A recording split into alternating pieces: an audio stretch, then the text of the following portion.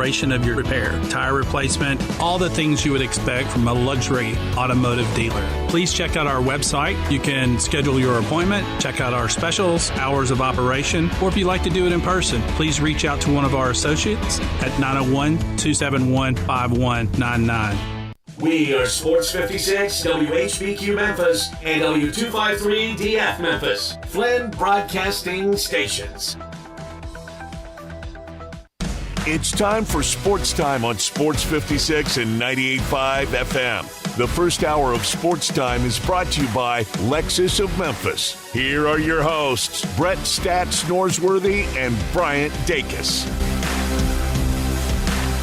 Welcome in to Sports Time. Bryant and Brett with you on a Monday afternoon after a very eventful weekend, both locally and nationally. We'll be here for the next 3 hours. A lot to get to, and it's, I guess, Ja Morant Eve, Jama Eve. I don't know what you want to call it. If you're celebrating tonight against the Thunder, the last game of this what has been a interesting first 25 games. It will come to an end later tonight, and then tomorrow we'll be talking about Ja's return. Tigers win over Clemson. Big weekend here locally. Also an interesting week nationally. But Brett, how are you doing this afternoon? I'm doing great, Brian, and you're right. This sets up with everything going on tonight, the Grizzlies' last game, as you mentioned, in Ja's absence. Monday Night Football, of course. Yeah. Then tomorrow, twofold, on the road with the Ja return that so many people will be watching, and another big one at FedEx Forum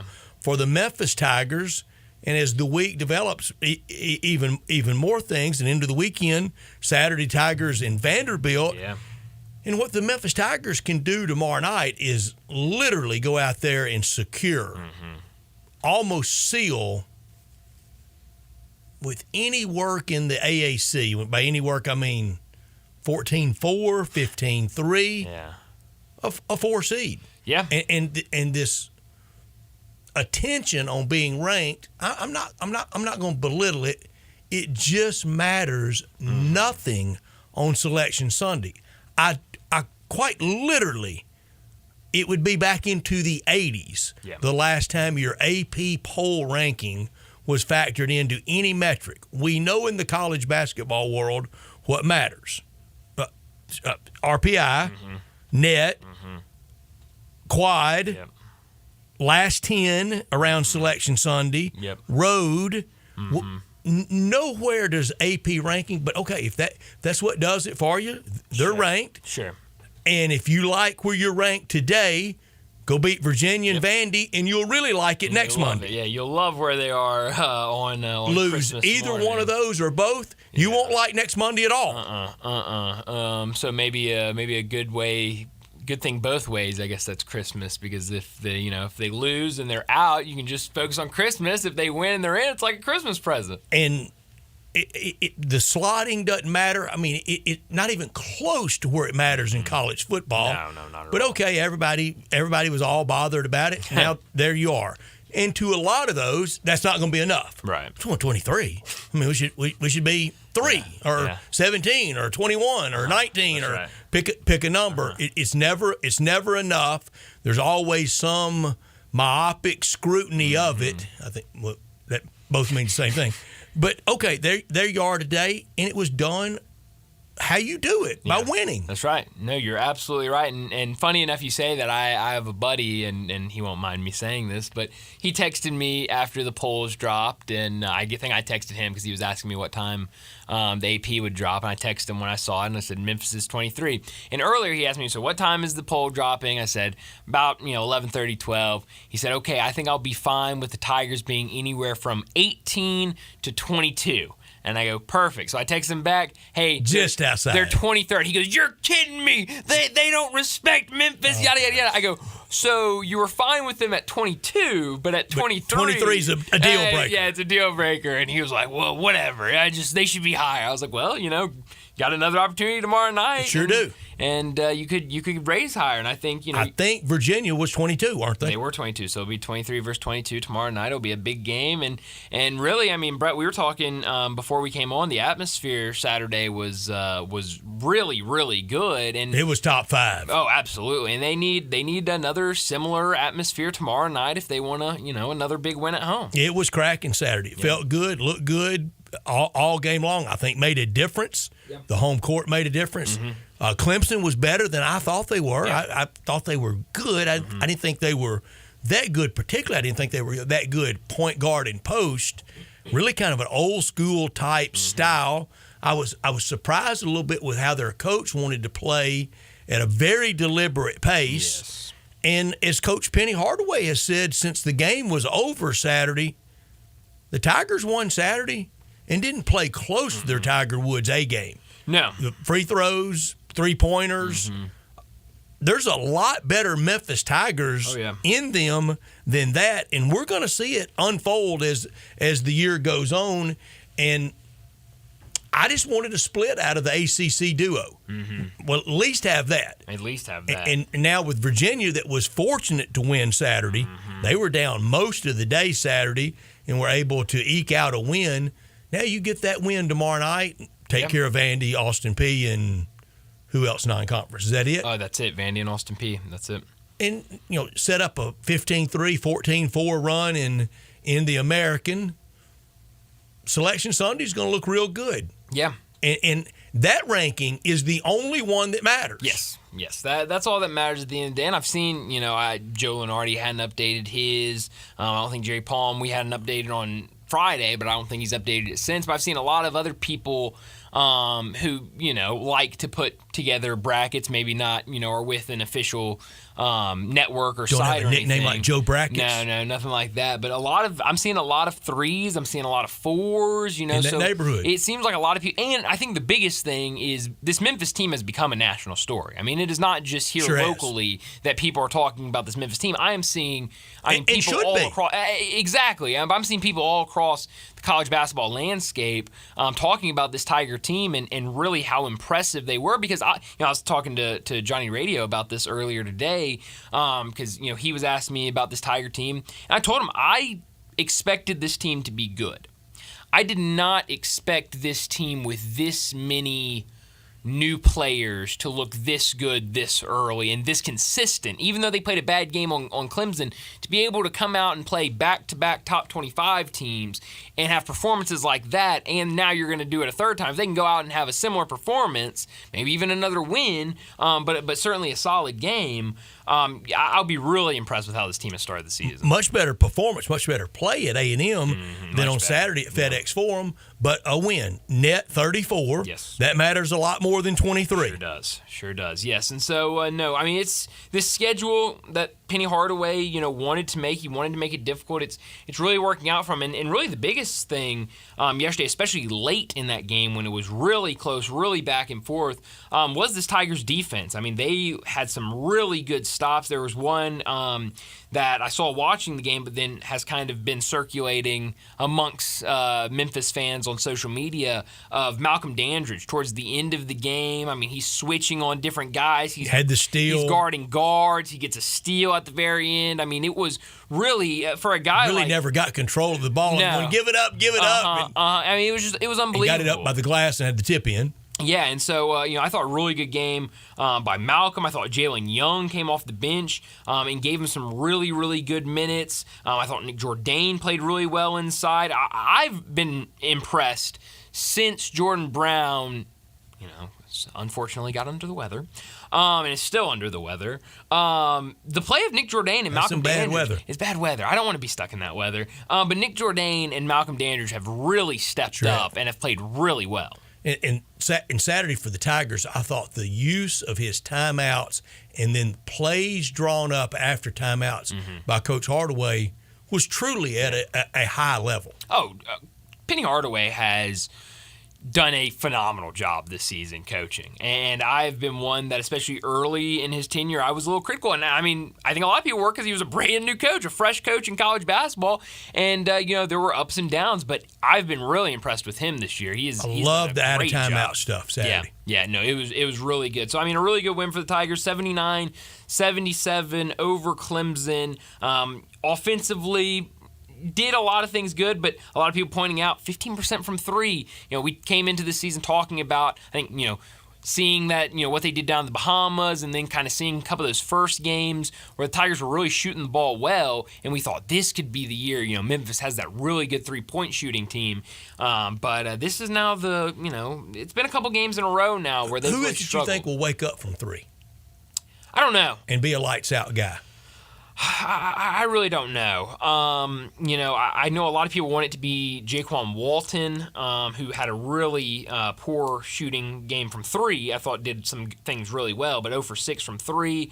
I don't know. David Jones has shown And he some was a little stuff. quick trigger on a couple of them. He was. I just don't see anybody on this team other than Ashton really stepping up and being a knockdown shooter. And really, I don't know if Ashton or when Ashton will be ready to be that, hey, we're going to leave you out there for 25 minutes a night and we just want you to go sit in the corner and just knock down threes. I don't, with him being so young in a new system, I don't know. I mean, that might be later in conference play when he's ready to be that. And when I talk about the AAC, not one time have I said 18-0 or 17-1 or just 16-2 in the two to FAU. There are going to be some losses there. I don't think there are going to be many. There can't be many. Right.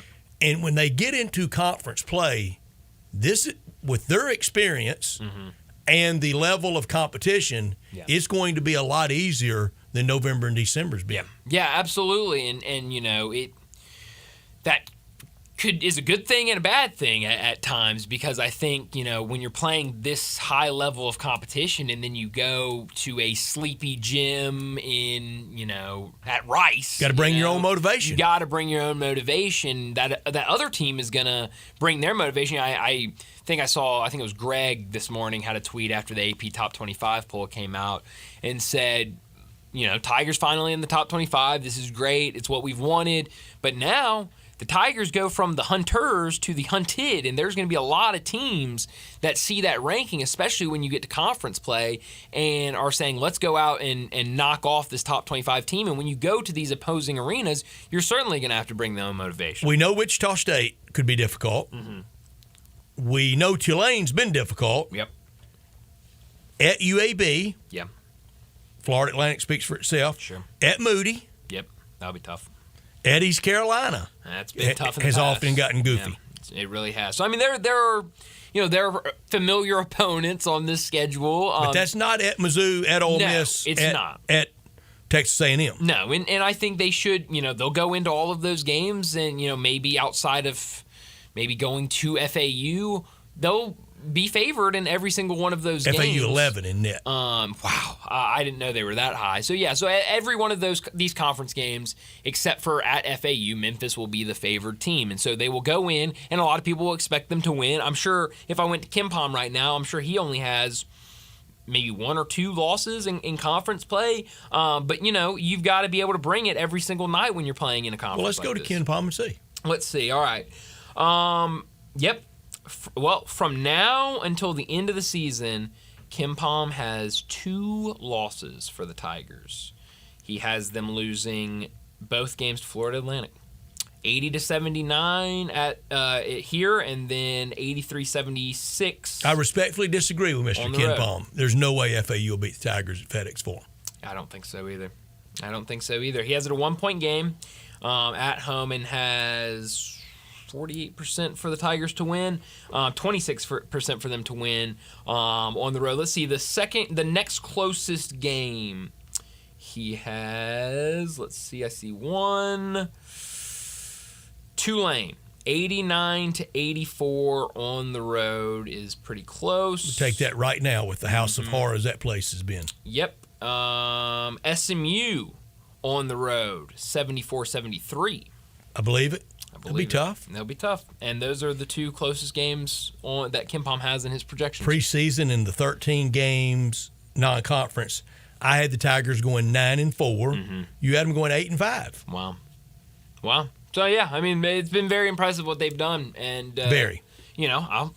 I've been surprised just as anybody else. It will be another belly button to belly button gut check tomorrow night against Virginia. It will be, and that's a tough team, a very Real disciplined tough. team. They want to win 61-60. Mm-hmm. And they're a team, Brett, that we always talk about. Well, you can't let them play their style of basketball.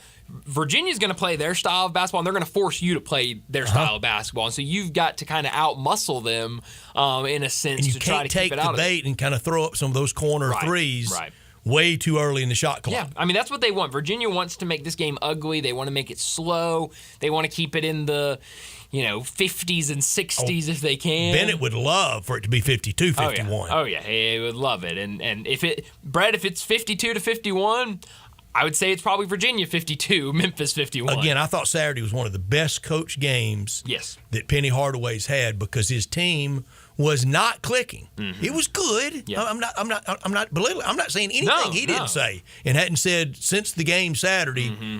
But to be able to grind it out, win by 2, but the 2-point win. You know what it did cost us? It cost us Tiger Bankroll. Tiger Bankroll has been minus rough 2.5. this year. Yep.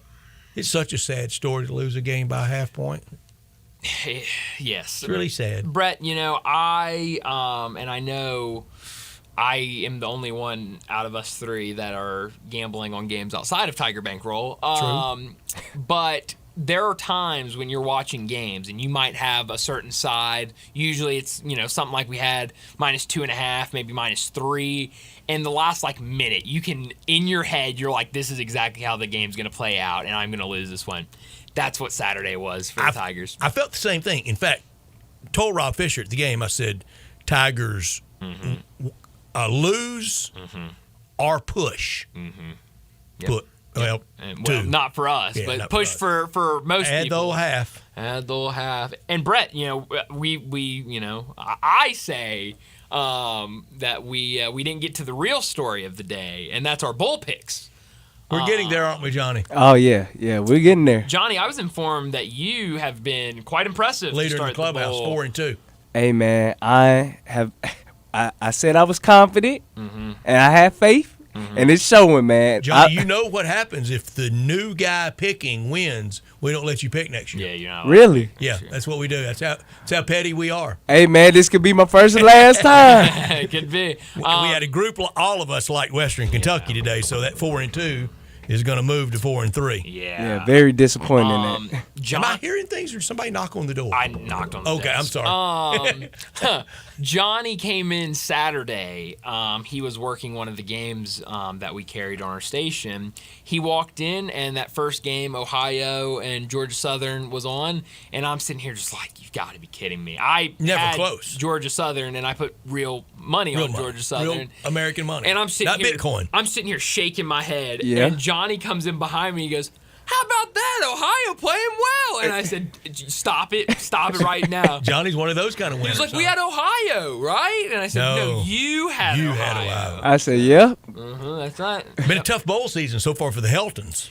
Man, it sure has. And this game right now, first off, love the famous Toast Street Bowl. I mean, it has become a new favorite of mine. And it has not gone well for Western Kentucky at all. What was it, 3 turnovers in the first half? And about that many quarterbacks or first played. quarter, yes. And then, Brett, we were both sitting in here before the show, and we were saying, man, Western Kentucky, they're kind of moving the ball right here, before halftime. Get it 28-14, we got a chance. If they can score, we feel kind of good. Interception. Pick the other way. Going into the half. So, I mean, that's how today has gone. We'll talk a little bit more about bowls. We're not picking any bowls today because the bowl tomorrow is late. We'll pick that tomorrow. We'll pick it tomorrow on the show. Perfect. So we'll talk some bowls a little bit later. I'm sure we'll get into bowl talk with David Cobb in about an hour. But let me set up today's show before we get to top and not top story of the day. 3:30, DeMichael Cole, the Grizzlies beat writer for the Commercial in Oklahoma City. In Oklahoma City. He'll join us in our next segment. We'll have to talk a lot of Grizzlies, a lot of John Morant as he is set to make his return tomorrow night in New Orleans. 3:45, we'll talk more about the Tigers' win over Clemson on Saturday and tomorrow night's test against Virginia, another great opponent for Penny Hardaway's team. 4 o'clock, David Cobb from CBS Sports will join us to talk college football and college basketball. 4:30, we'll get to our Sissies Log Cabin look back at the weekend in the SEC. And it's actually a look ahead. Look ahead at the SEC because we're going to talk about the bowl slate for the SEC teams, look at those matchups. And with no point spreads, we're going to pick what we think the SEC goes. No point spreads. I like it. We will, of course, pick point spreads as we go along. Of course, as time goes on. But we'll do that at 4:30. 4:45, we'll get to big number of the day. 5 o'clock, Jonah Dillon, the Tiger football beat writer, will join us. A lot to talk to Jonah about. We got to talk about this bowl game coming up. We've also got to talk about what the Tigers are doing in the portal. Jonah goes back to court tomorrow. He goes back to court tomorrow. Jonah, busy guy right now. He's not standing in front of a magistrate. He's just reporting. No, he didn't do anything. It almost seems like, and I feel like this for a lot of our guests that we talk to, especially our local guests that write for the Commercial Appeal. It's almost like, during the season we talk to them, and it's like, okay, business as usual. Right when the season ends, it's like, man, it just got busy for you. I mean, it is busy. And Jonah even was on backup Friday night at the Grizzlies game and had to write about Dylan the villain. Wow, what a ender backbreaker Boy, that he really came in and put it to us, didn't he? I mean, that's what he did wanted. Nothing for 3 quarters. And then the fourth quarter just villain took off. Unbelievable. But we'll talk to Jonah at 5 o'clock about the Tigers. 5:30, we'll get to our Roost Chris Monday Night Football pick and preview. Also, Big 4 quarterbacks combined for the Eagles and the Seahawks. Brett, I'm sure he's a staple anytime we do Seahawks list. I'm sure you can only imagine who's making my top 4. It's only where he's going to land. Maybe number 1, Brett. A combined how many starts in his NFL career? Maybe like 4? I mean, I don't know. Brock Huard? He'll be on my list. Speaking of Seattle, in Seattle Talk Radio, it wasn't Talk Radio, but last night, I dipped into Washington Huskies, maybe the game of the year in college basketball. Brett, that game was against awesome. Seattle U. I love that announcer at Washington. I don't know his name. I don't either. But he's great. Listen to most of the Pac-12 championship game football. He was him great. call it. It's the same guy. Interesting. And I'm listening last night. Washington pulls it out in double overtime. Over Seattle U. Mm-hmm. They were the Chieftains when Elgin Baylor played there a million years ago. I don't know what they are now. I don't know what they are. I watch a lot of Seattle. If Seattle had won, they didn't. Hadn't beat Washington since 1979. Wow. Brett, you shouldn't have brought this up. I'm listening to that on Sunday night, That's Brian. awesome. That's awesome. For these airwaves. That's beautiful. For our listeners. I'm glad. I watched that game. And Brett, how about this? Even better. The Huskies were losing in the second half. They were down 16 at one point. Yeah, and when I tuned in, they were down about 5 or 6. Got plus 3.5 Washington at even money.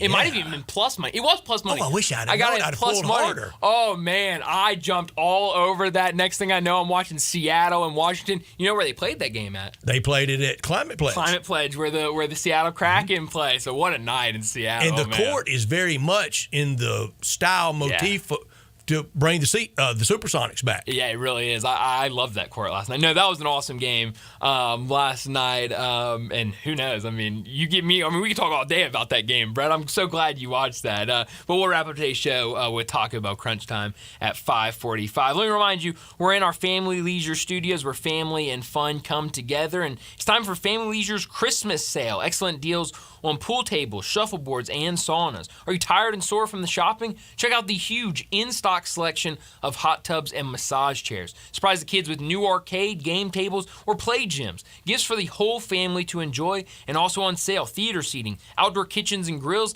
patio furniture, and fire pits. Merry Christmas from their family to yours at Family Leisure, 2120 Whitten Road, just north of I-40. Brett and Johnny with you until 6 o'clock, and you can join us at 901-360-8255. Your text, your calls at 901-360-8255.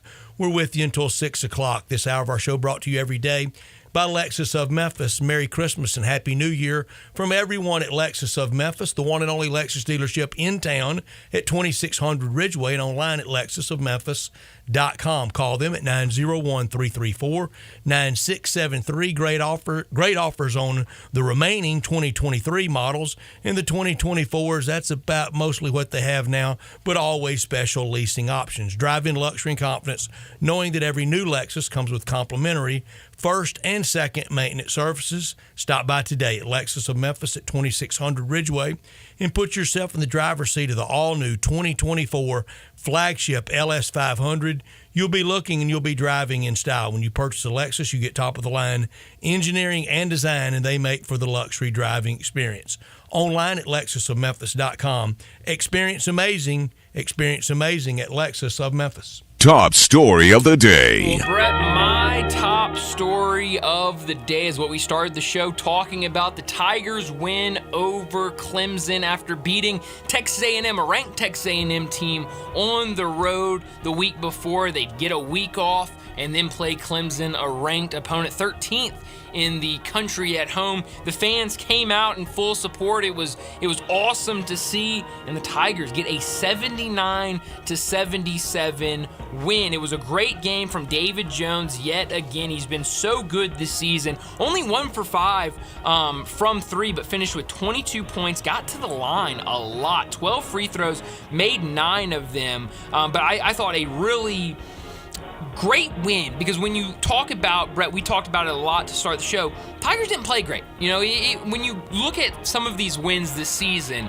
that certainly wasn't the best performance. I mean, you go back to that Texas A&M game, played much better. Second half at Mizzou, way better. I think you could even throw in Michigan and Arkansas played better than they did in that Clemson game. First 30 minutes at Oxford. Absolutely. And so I think there's a lot of other games you can point to as better performances, but to be able to kind of be a little sloppy, maybe not all connected, and still pull out a win over the number 13th team in the country, I think speaks a lot. Crowd helped a ton. I think it speaks a lot to the experience of this team, the age of this team. I love this team and how it's put together. On the other side, Clemson came in with P.J. Hall, who entered as a guy that maybe only a few had heard of in the crowd. I think he was. Left as one of the most hated people in Memphis. You think he was handsome, Jimmy Valiant? Sure did. Joe LeDuc? I love it, Brad. I love the references. But no, a great win for the Tigers, and now a huge test tomorrow night. Talking stuff in Memphis. He sure was. Be careful. He was confident in himself. He was.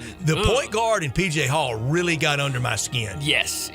And I know P.J. Hall got under a lot of people's skin, because after the game, I saw a lot of people really going after him on Twitter. But huge win, big test tomorrow night when the 23rd ranked Memphis Tigers take on the 22nd ranked Virginia Cavaliers. P.J. Hall came into Memphis trying to be Dylan Brooks or something. He really did. Who do you think you are? That's my top story. It's the Memphis Tigers over the Clemson Tigers on a day Memphis won but didn't play great. Coach Hardaway is right when he says this team isn't close to what it can be. Don't worry about the polls. They mean nothing right now. Ken Palm, net, the quad, that's what matters. And the obsession over it, the seeking validation, is so mindless. You keep winning, all that will take care of itself. Not top story of the day. Well, my not top story of the day, it's really going to be my top story tomorrow. But the return of Ja Morant is, just hours away. T-minus however many hours. Tonight's game will be game number 25. Hallelujah. And who cares what happens tonight? Need the countdown clock for old anxiety tonight. Really do. I don't care. Brett, they could go out and win. They could go out and lose by 30. Season starts tomorrow in New Orleans. Yes, tomorrow is a new slate. You bring Ja Morant in, I think this team will look a lot different. Now, we were talking last week with Keith Smith. Ja Morant's not going to help rebounding. Ja Morant's not going to help the front court, but he will help a lot in a lot of other ways. And so it'll be great to see him back. We talked Friday about what Ja Morant had to say when meeting with the press. I thought handled it very well and got that out of the way. And now he can just focus on basketball. That's my not top story. The Grizzlies, one more game, Ja-less. And then the next chapter of Ja's story in Memphis, tomorrow it begins. If all goes well, what a story. Yeah. And the slip-ups will be forgotten, and we'll move right on. It'll be the story of the comeback. It'll be story of redemption. If it goes poorly, then it's the first step into the proverbial need to change the scenery trade. Yeah.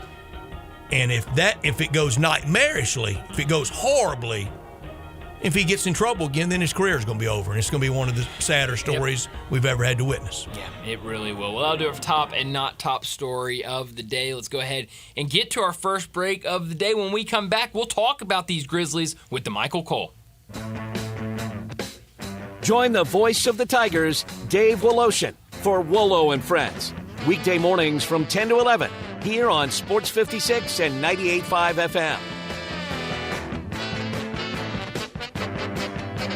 Whether it's football, basketball, baseball, golf, or real estate, having the winning coach makes all the difference in your success. This is Sheldon Rosengarten with Marks Bensdorf Realtors, and I'm with Coach Terry Tippett, winner of 6 state basketball championships. Coach, what's been the secret to your and your team's successes? Sheldon, there's no one secret. It becomes a pattern of success after coaching for so many years and learning the ins and outs of the game and the players, a lot like the pattern of your success in selling homes. Thanks, Coach. Like you and your program, I developed my highly successful strategic marketing program with the Shellbucks option, and I also tried to use it in my golf game. Sheldon, tried is the optimum word. You better stick to selling homes, as you're always hitting holes in one at that, instead of double bogeys. Thanks a lot. And if anyone is thinking of selling their home, make sure and talk to 2 to 3 coaches. I mean real estate brokers. Let me be one of them. You can reach me at 682-1868 or memphisrelocate.com. That's 682-1868 or memphisrelocate.com and be a winner.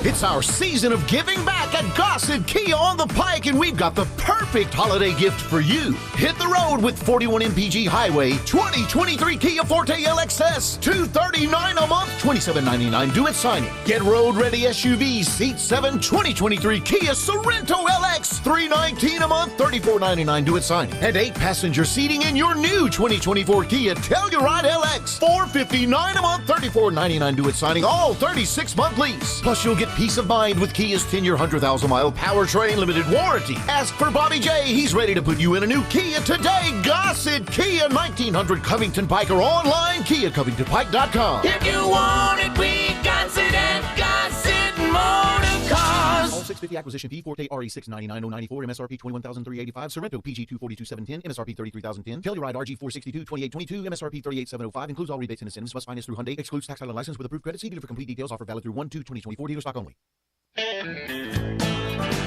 5-Ash Roofing, it's what we do. Roofing and siding, gutters too. We're the pros you can trust to get it done right. Call on us. 5-Ash Roofing, the name to know. 5-Ash Roofing, the only way to go. 5-Ash Roofing, it's what we do. 5-Ash Roofing. Is that not the corniest thing you've ever heard? Can you believe I paid good money for that silly jingle? Well, the experts say make it memorable, and I think I got my money's worth. 5-Ash Roof Services, proud partner of the Memphis Tigers and the official roofer of the Tigers home team. 5-Ash Roofing, 367-0050 or memphisroofer.com. 367-0050 or memphisroofer.com. 5-Ash Roofing, it's what we do. We're here for you. Wendy's Peppermint Frosty and Frosty Cream Cold Brew make the perfect gift for anyone in your life. Especially for you. Yeah, this year you're sitting on your own lap and getting yourself what you want. Finally. And now every day this season, unlock 20% off your total when you get any small, medium, or large Frosty in the Wendy's app. So order something from your own wish list this year. Limited time only. Participating U.S. Wendy's with app offer and registration. Applies to menu items only. Taxes and fees excluded. The season has changed. You know how I know? It's finally here, the Family Leisure Christmas Sale. Excellent deals on pool tables, shuffleboards, and saunas. Oh, we're just beginning. Tired and sore from shopping? Check out the huge selection in stock of hot tubs and massage chairs. Oh, and you can surprise the kids with the best stuff, like a new arcade, a game table, even a play gym. Gifts for the whole family to enjoy and enjoy together. Also on sale, theater seating, outdoor kitchens and grills, patio furniture, and fire pits. Merry Christmas from our family to yours. That's Family Leisure of Memphis. Every year we wait.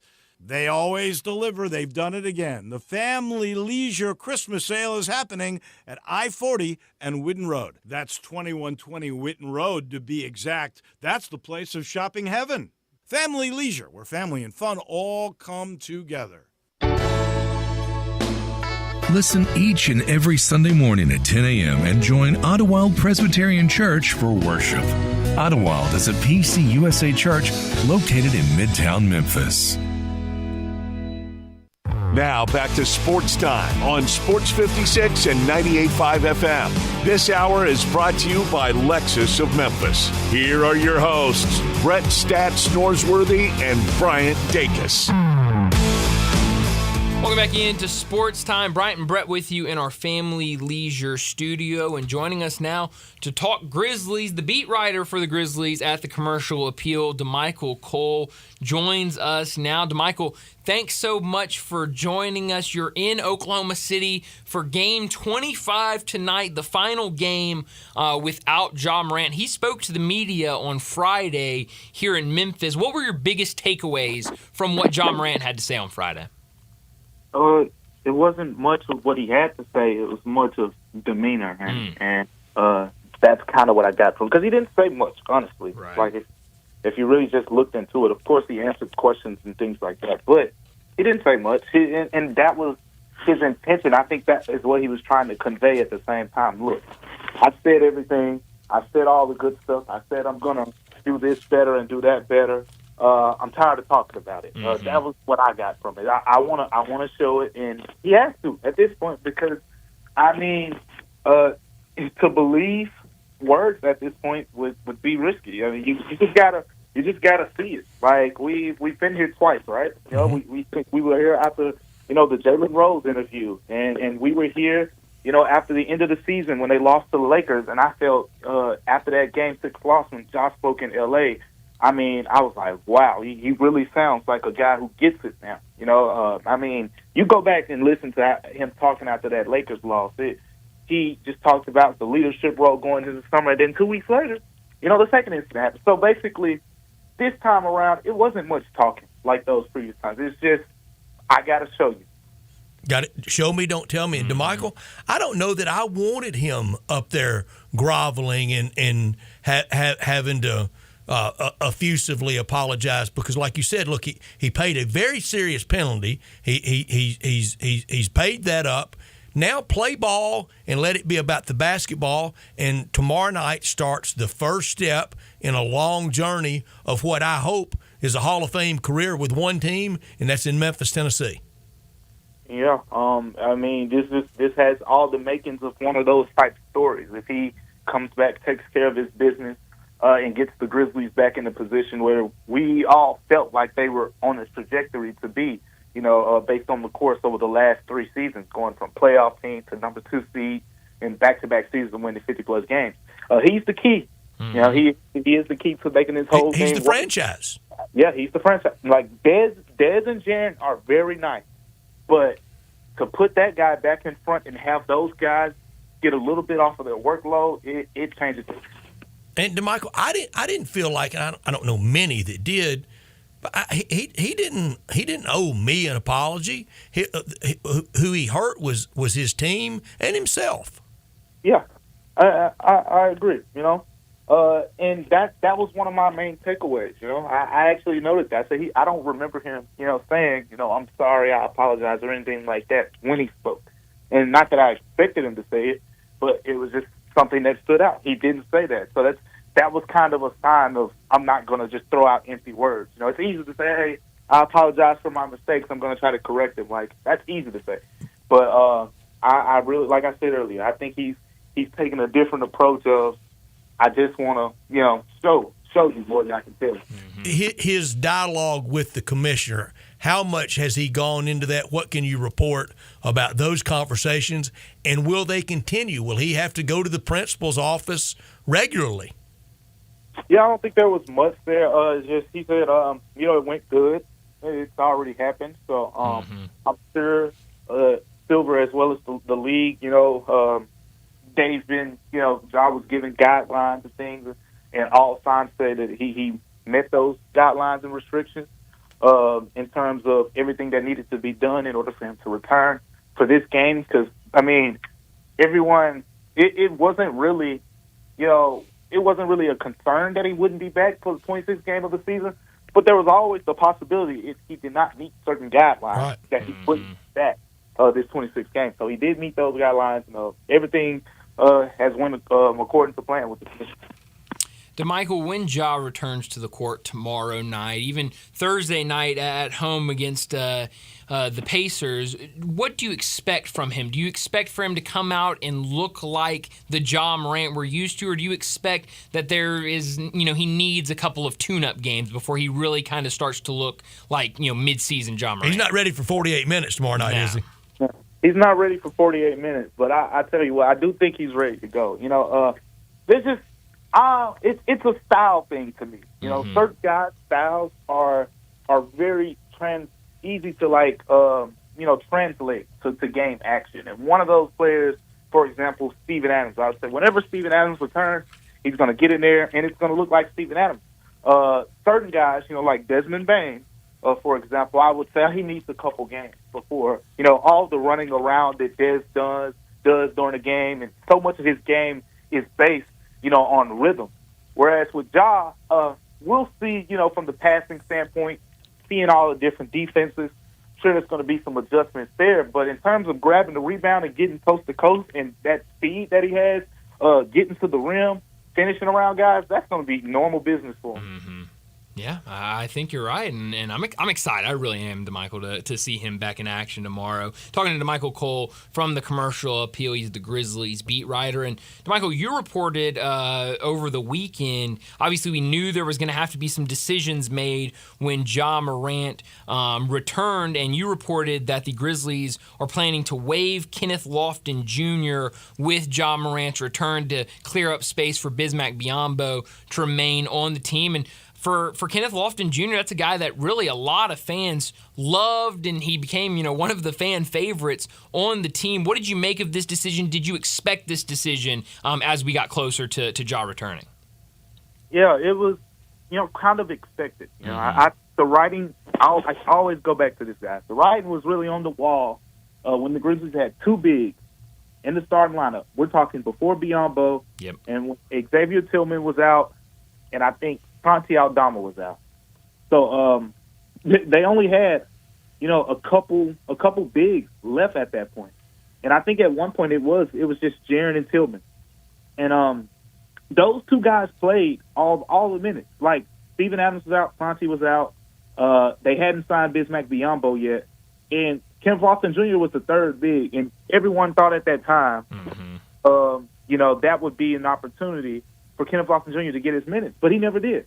So it's like the signs were there in terms of you just didn't feel like the Grizzlies really valued him like that. Like you see guys like Jake LaRavia, Zaire Williams, David Roddy, John Conchar, they get reps after reps after reps in the rotation, and you just didn't see that happening for Kenneth Lofton Jr. no matter who was available. When there were two bigs available, he still wasn't getting that many reps. When there were four bigs available, he definitely wasn't getting that many reps. So that's what it really came down to. I know I said in that story that you just mentioned as well, like he had met with Taylor Jenkins, a few weeks ago, about his playing time. And one of the things that, he asked about it, and Taylor Jenkins' message basically was that they just don't have enough minutes available right now. And that was kind of a red flag because they had enough minutes available because they ended up signing Bismack Biyombo, with Ja Morant's hardship for the suspension. So clearly that was a sign that they needed another big, and they didn't really trust him in that role. So the signs were there, but it's a tough one to swallow because you do think he has some talent. I think at the end of the day, this wasn't the right fit for him. And Friday night was quite the whirlwind with Dylan Brooks back in town.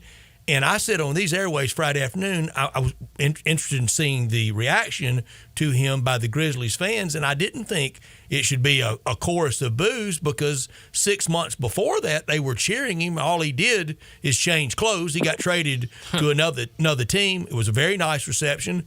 Then the video tribute to his years here, and then his game. And I was told by your colleague at the Commercial Appeal, the columnist Mark Giannotto. I missed this conversation in the media room Friday night. I think you were a party to it, that people were talking Dillon Brooks' place in Grizzlies history and Grizzlies lore, and Mark told me that Rob Fisher even suggested that he thinks Dillon Brooks is one of the top 15 Grizzlies players of all time. Then I was with Rob Saturday, and we were talking about it. We were throwing around names, and I don't think there's any doubt he is. And Bryant, remember I said when they dealt him, it's not often you have 5,000 points walk out the door. That's right. You know, he's 8th in all-time scoring with the Grizzlies. Were you a party of that? And where do you think Dillon Brooks ranks in Grizzlies history?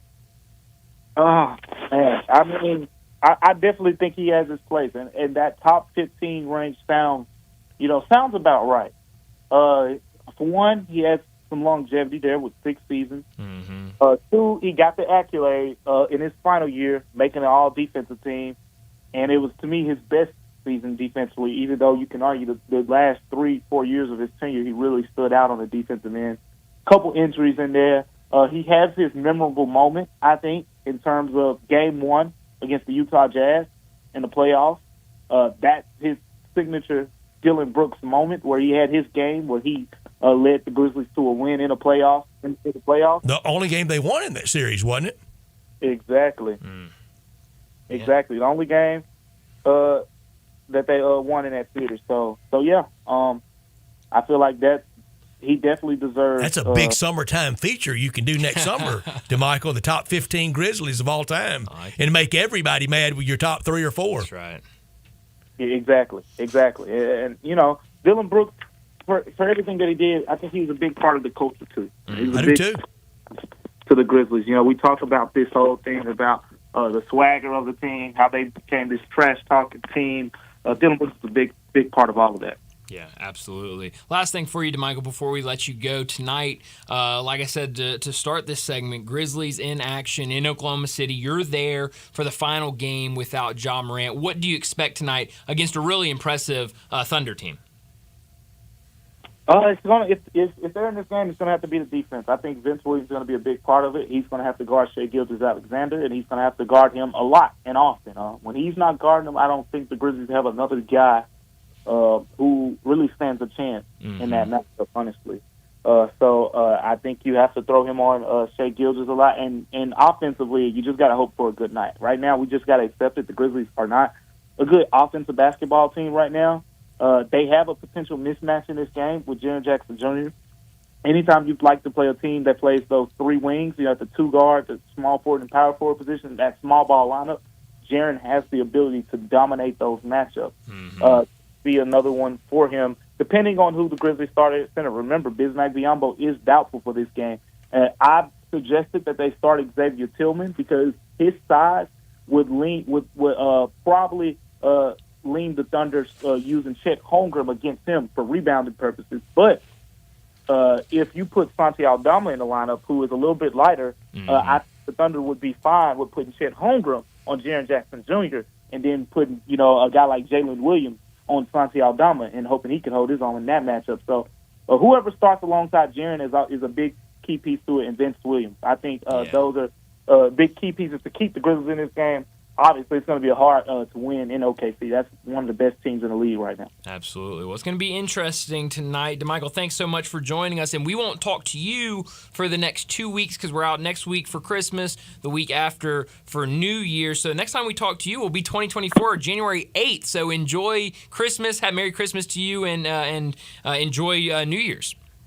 Merry Christmas, guys. Take care. Thank you, DeMichael. Thanks, Be DeMichael. safe. Merry Christmas to you and yours. In a week from today, it is Christmas, and I know those last second shopping sometimes can make you very nervous. Don't be. Here's what you need to do: log on to GhoulSalonSpa.com and get one of those gift cards, and you're set.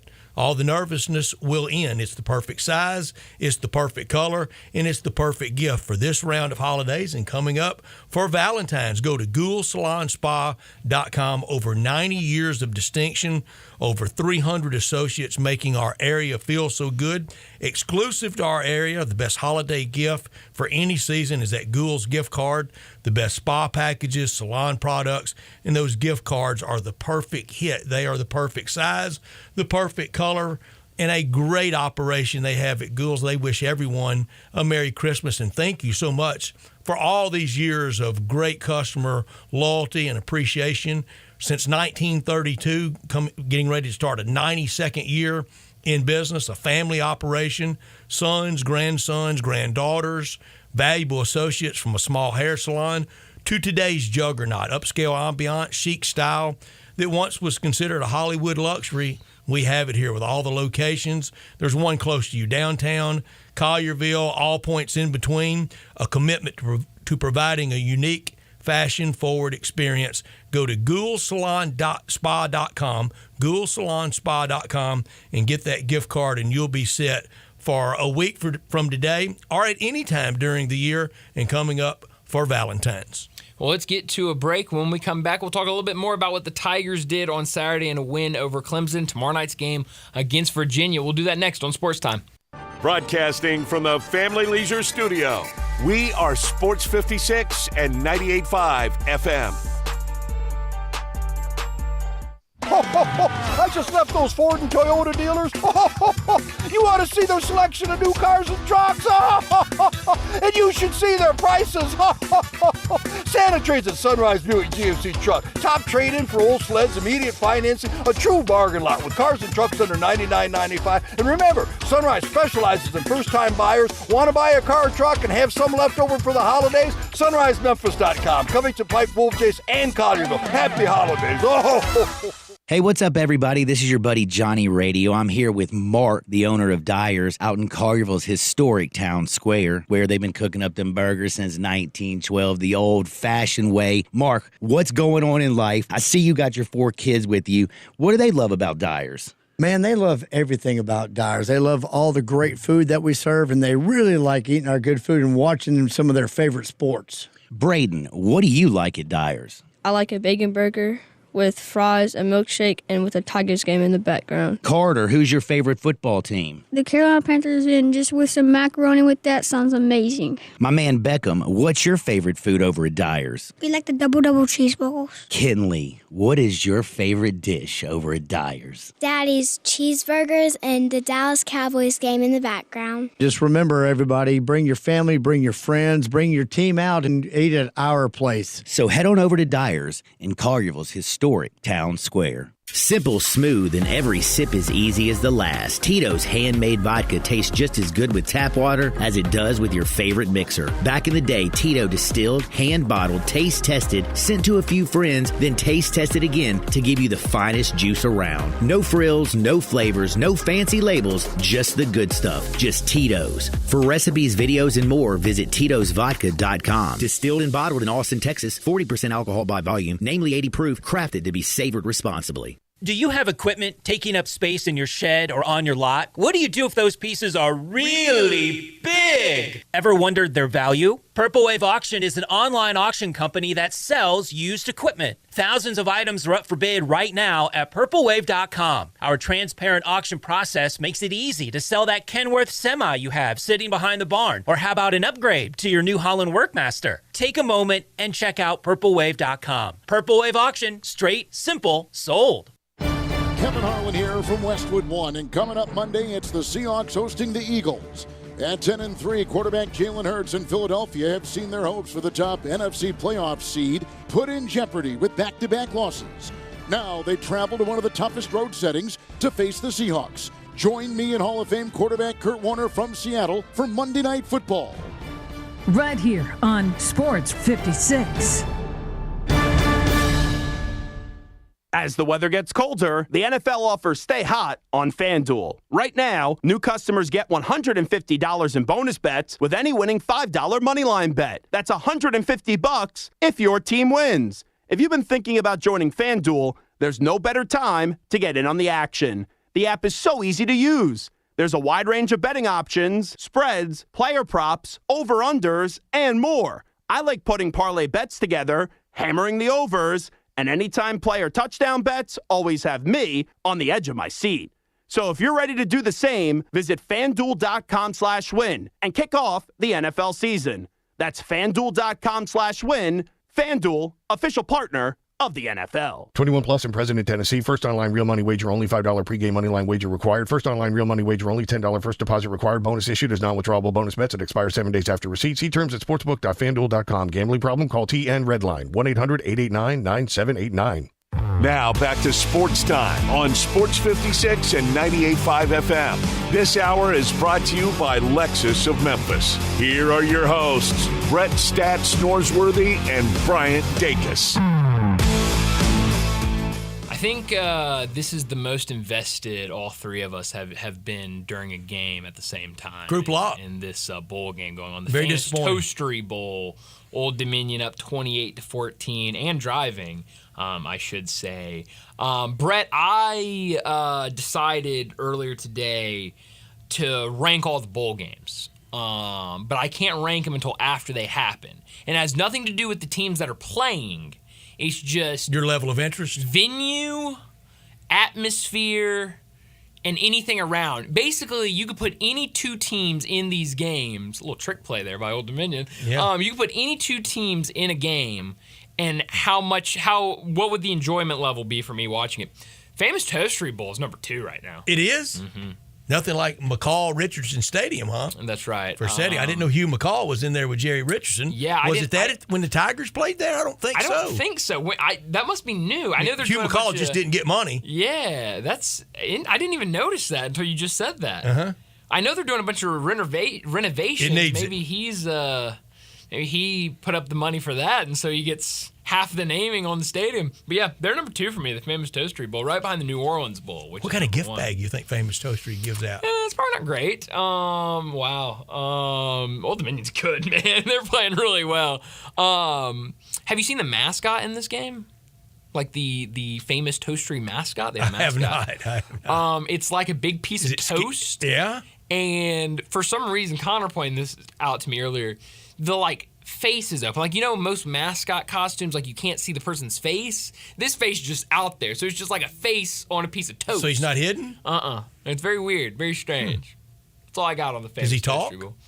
I don't know. Most mascots don't communicate. Right. I'm guessing if your face is out there, you can talk. Because their expression right? kind of stays the same. Just stays the same. But if your face is You don't know happy there, or sad mascot. That's true. Nah, you never know. Brutus the Buckeye, it's almost true.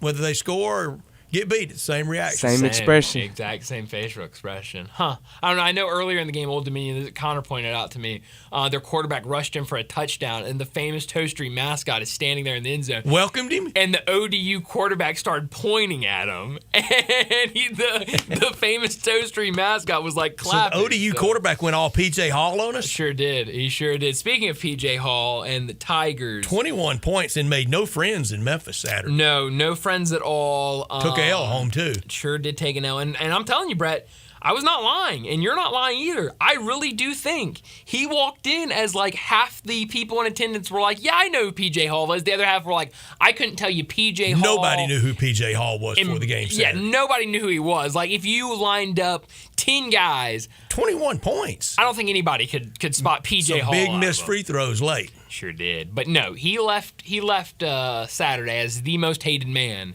in Memphis. And he wanted to be. He wanted to be. And he accomplished But he would have liked to walk out of there with a win as well. But now the Tigers, go Clemson, go.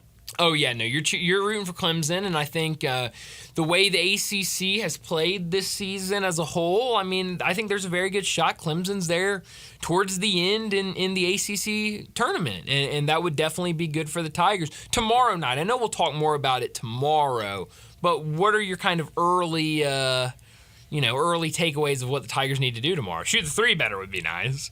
Gonna have to be really patient. Yeah. In the offensive end. Yeah. But if you're too patient, you're almost getting into their kind of game. Yeah.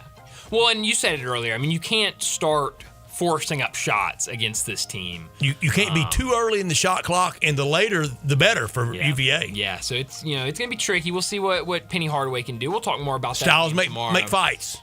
It sure does. I like that. But let's go ahead, wrap up this hour, and get to a break. When we come back, we'll talk college football. We'll talk college basketball with David Cobb from CBS Sports.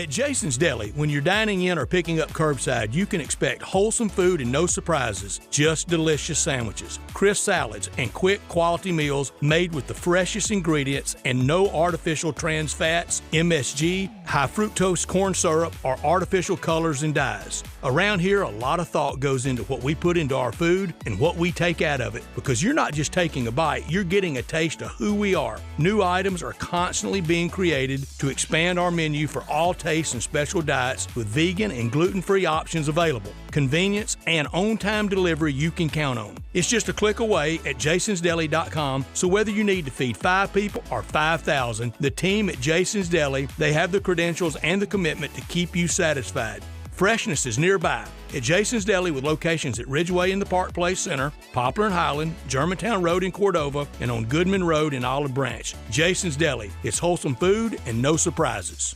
All 650 acquisition fee. Sportage R723 5498 MSRP 28940. Sorrento PG 424710 MSRP 33010. Telluride RG 462822 MSRP 38705. Includes all rebates and incentives. Must finance through Hyundai. Excludes tax title and license. See dealer for complete details. Offer valid through 1/2/2024 with approved credit. Dealer.com. Hey, my man Jeff Allen, what's going on for the holidays over at Gossett Kia South Mount Moriah? It's the season of giving back at Gossett Kia on Mount Moriah, and I've got your holiday presents right here. Tell us about it, Jeff. Award-winning SUV 2024 Kia Sportage LX, $299 a month, $34.99 due at signing. 2023 Kia Sorrento LX, perfect for your road trips, $329 a month. And the 2024 Kia Telluride LX, we Gossett at $459 a month, all 36-month lease. Well, you can't get much better than that, Jeff. And all Kias come with the 10-year, 100,000-mile powertrain limited warranty. So whether you live in Horn Lake, South Haven, Olive Branch, or Memphis, you'll be happy at Gossett Kia on Mount Moriah. And from all of us at Gossett Kia South on Mount Moriah, happy holidays. Roofs, and more roofs. Chris Price here with Metro Builders. Is your roof leaking? Do you have mold stains on the ceiling of your home or business? Is your carrier denying your claim or offering a repair simply because they don't have enough documentation? You need a contractor that performs work for insurance claims for policyholders each and every day, and Metro Builders is here to assist. Call Metro Builders. At Metro Builders, we provide free estimates, consultation, and claim repairs. Metro Builders' process of arriving, inspecting, diagnosing problems, and estimating is second to none, commercial and residential. Our team of Hague-certified technicians are standing by to assist you with providing estimates and photos to your carrier to document your loss. All you owe is what your policy states. No large fees on top of the final scope. We use high-grade materials and are certified by companies like Atlas, CertainTeed, Owens Corning, and Mulehide with labor warranties up to 50 years on all of our jobs. Metro Builders provides roof repairs across the Mid-South. Call Metro Builders to schedule your inspection free. Call me. 901-375-1717. That's 901-375-1717. Memphis's oldest restaurant, Coletta's, was established in 1923 to give Memphians the best Italian food possible. And I'd say they got it right. They are the creators of the barbecue pizza. It was Elvis's favorite, and I know for a fact that a large will feed one person all weekend. If you need to feed several, though, Coletta's caters any event. Choose from homemade lasagna, ravioli, Alfredo, primavera, and so many other delicious items you can't help but enjoy. Impress employees or clients and treat them to Coletta's for lunch or dinner. Plan ahead and get your holiday party booked at Coletta's. Elvis's favorite place to go eat with his buddies at the South Parkway location, and Coletta's even has an Elvis room dedicated to him. Call Coletta's on South Parkway at 948-7652 or Appling Road at 383-1122. Coletta's. It was Elvis's favorite, and it should be yours too.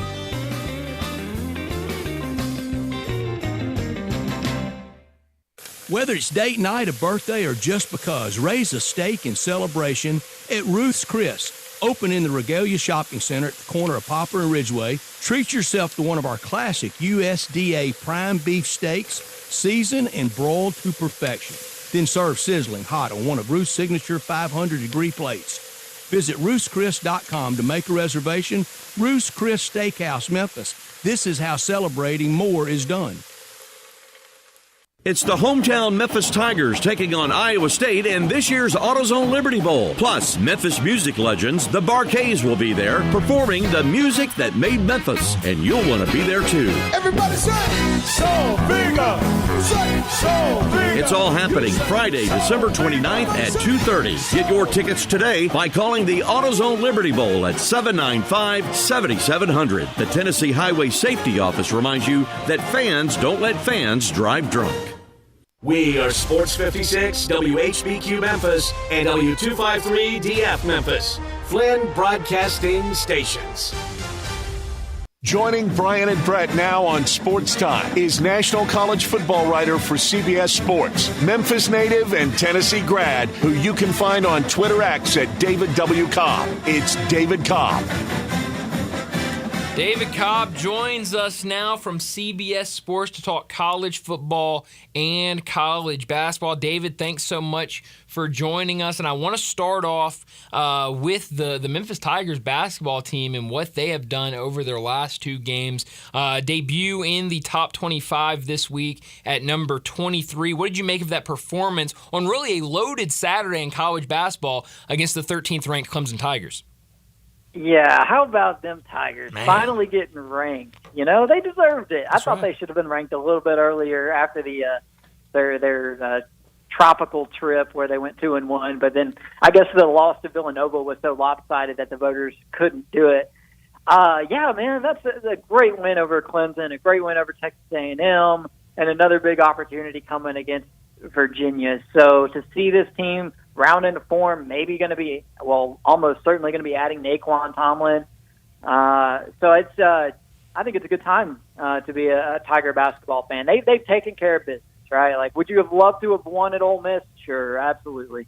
Would you have liked to have had a better performance against Villanova? Yeah. But when you've played this tough of a schedule and you're sitting here at 8-2 and ranked in the top 25, you really got to feel pretty good. On Selection Sunday, how much will it matter now for Missouri, for Arkansas, for Clemson to go on to good years? Texas A&M. Huge. Yeah, you got to become like a big Missouri fan. Like they've kind of struggled to start this year.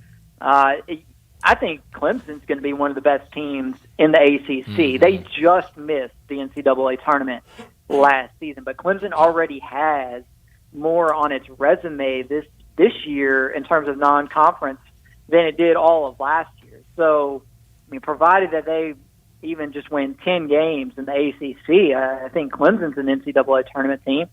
Texas A&M is going to be an NCAA tournament team. And guys, I mean, Ole Miss might be an NCAA tournament team. I mean, I know the schedule hadn't been tough, but Ole Miss has Moussa Cisse back. And now they got Brandon Murray able to play as well because of that rule. The ruling from the U.S. District Court judge made Brandon Murray eligible, who's a double-figure scorer from a couple of Power 5 schools over the years. So Ole Miss is going to – that loss is going to hold up reasonably well. So, yeah, Memphis is in good shape. But the thing is, as we talk about, man, that they've got, 2-3 non-conference games left, and then it's into the league. And the only thing that really matters in the league is FAU. You don't play them until late February. They've become your new Houston.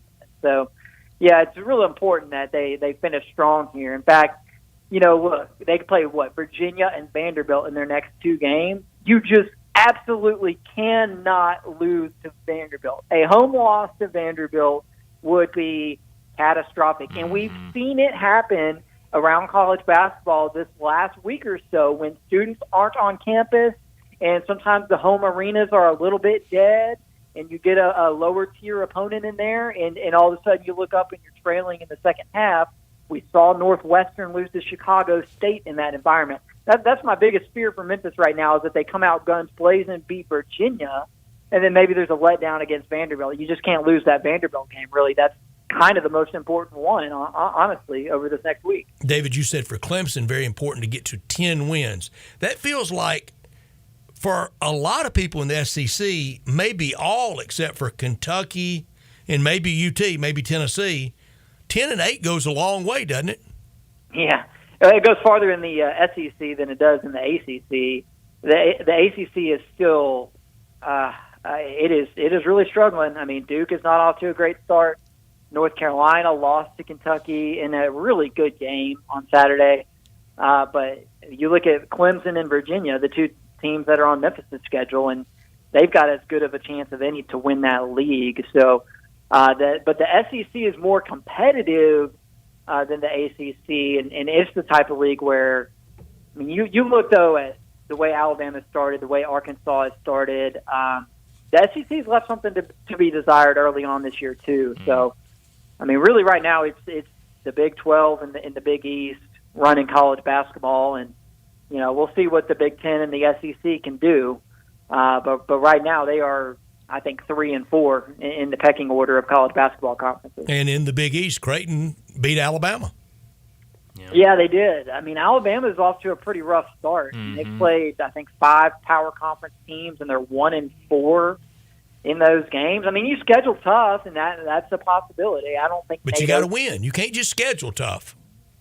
Right, and really the only win Alabama has is over Oregon, and that's the least impressive of the non-conference teams that they've played. So, yeah, there was this assumption that Alabama and Arkansas would bounce back immediately. They haven't.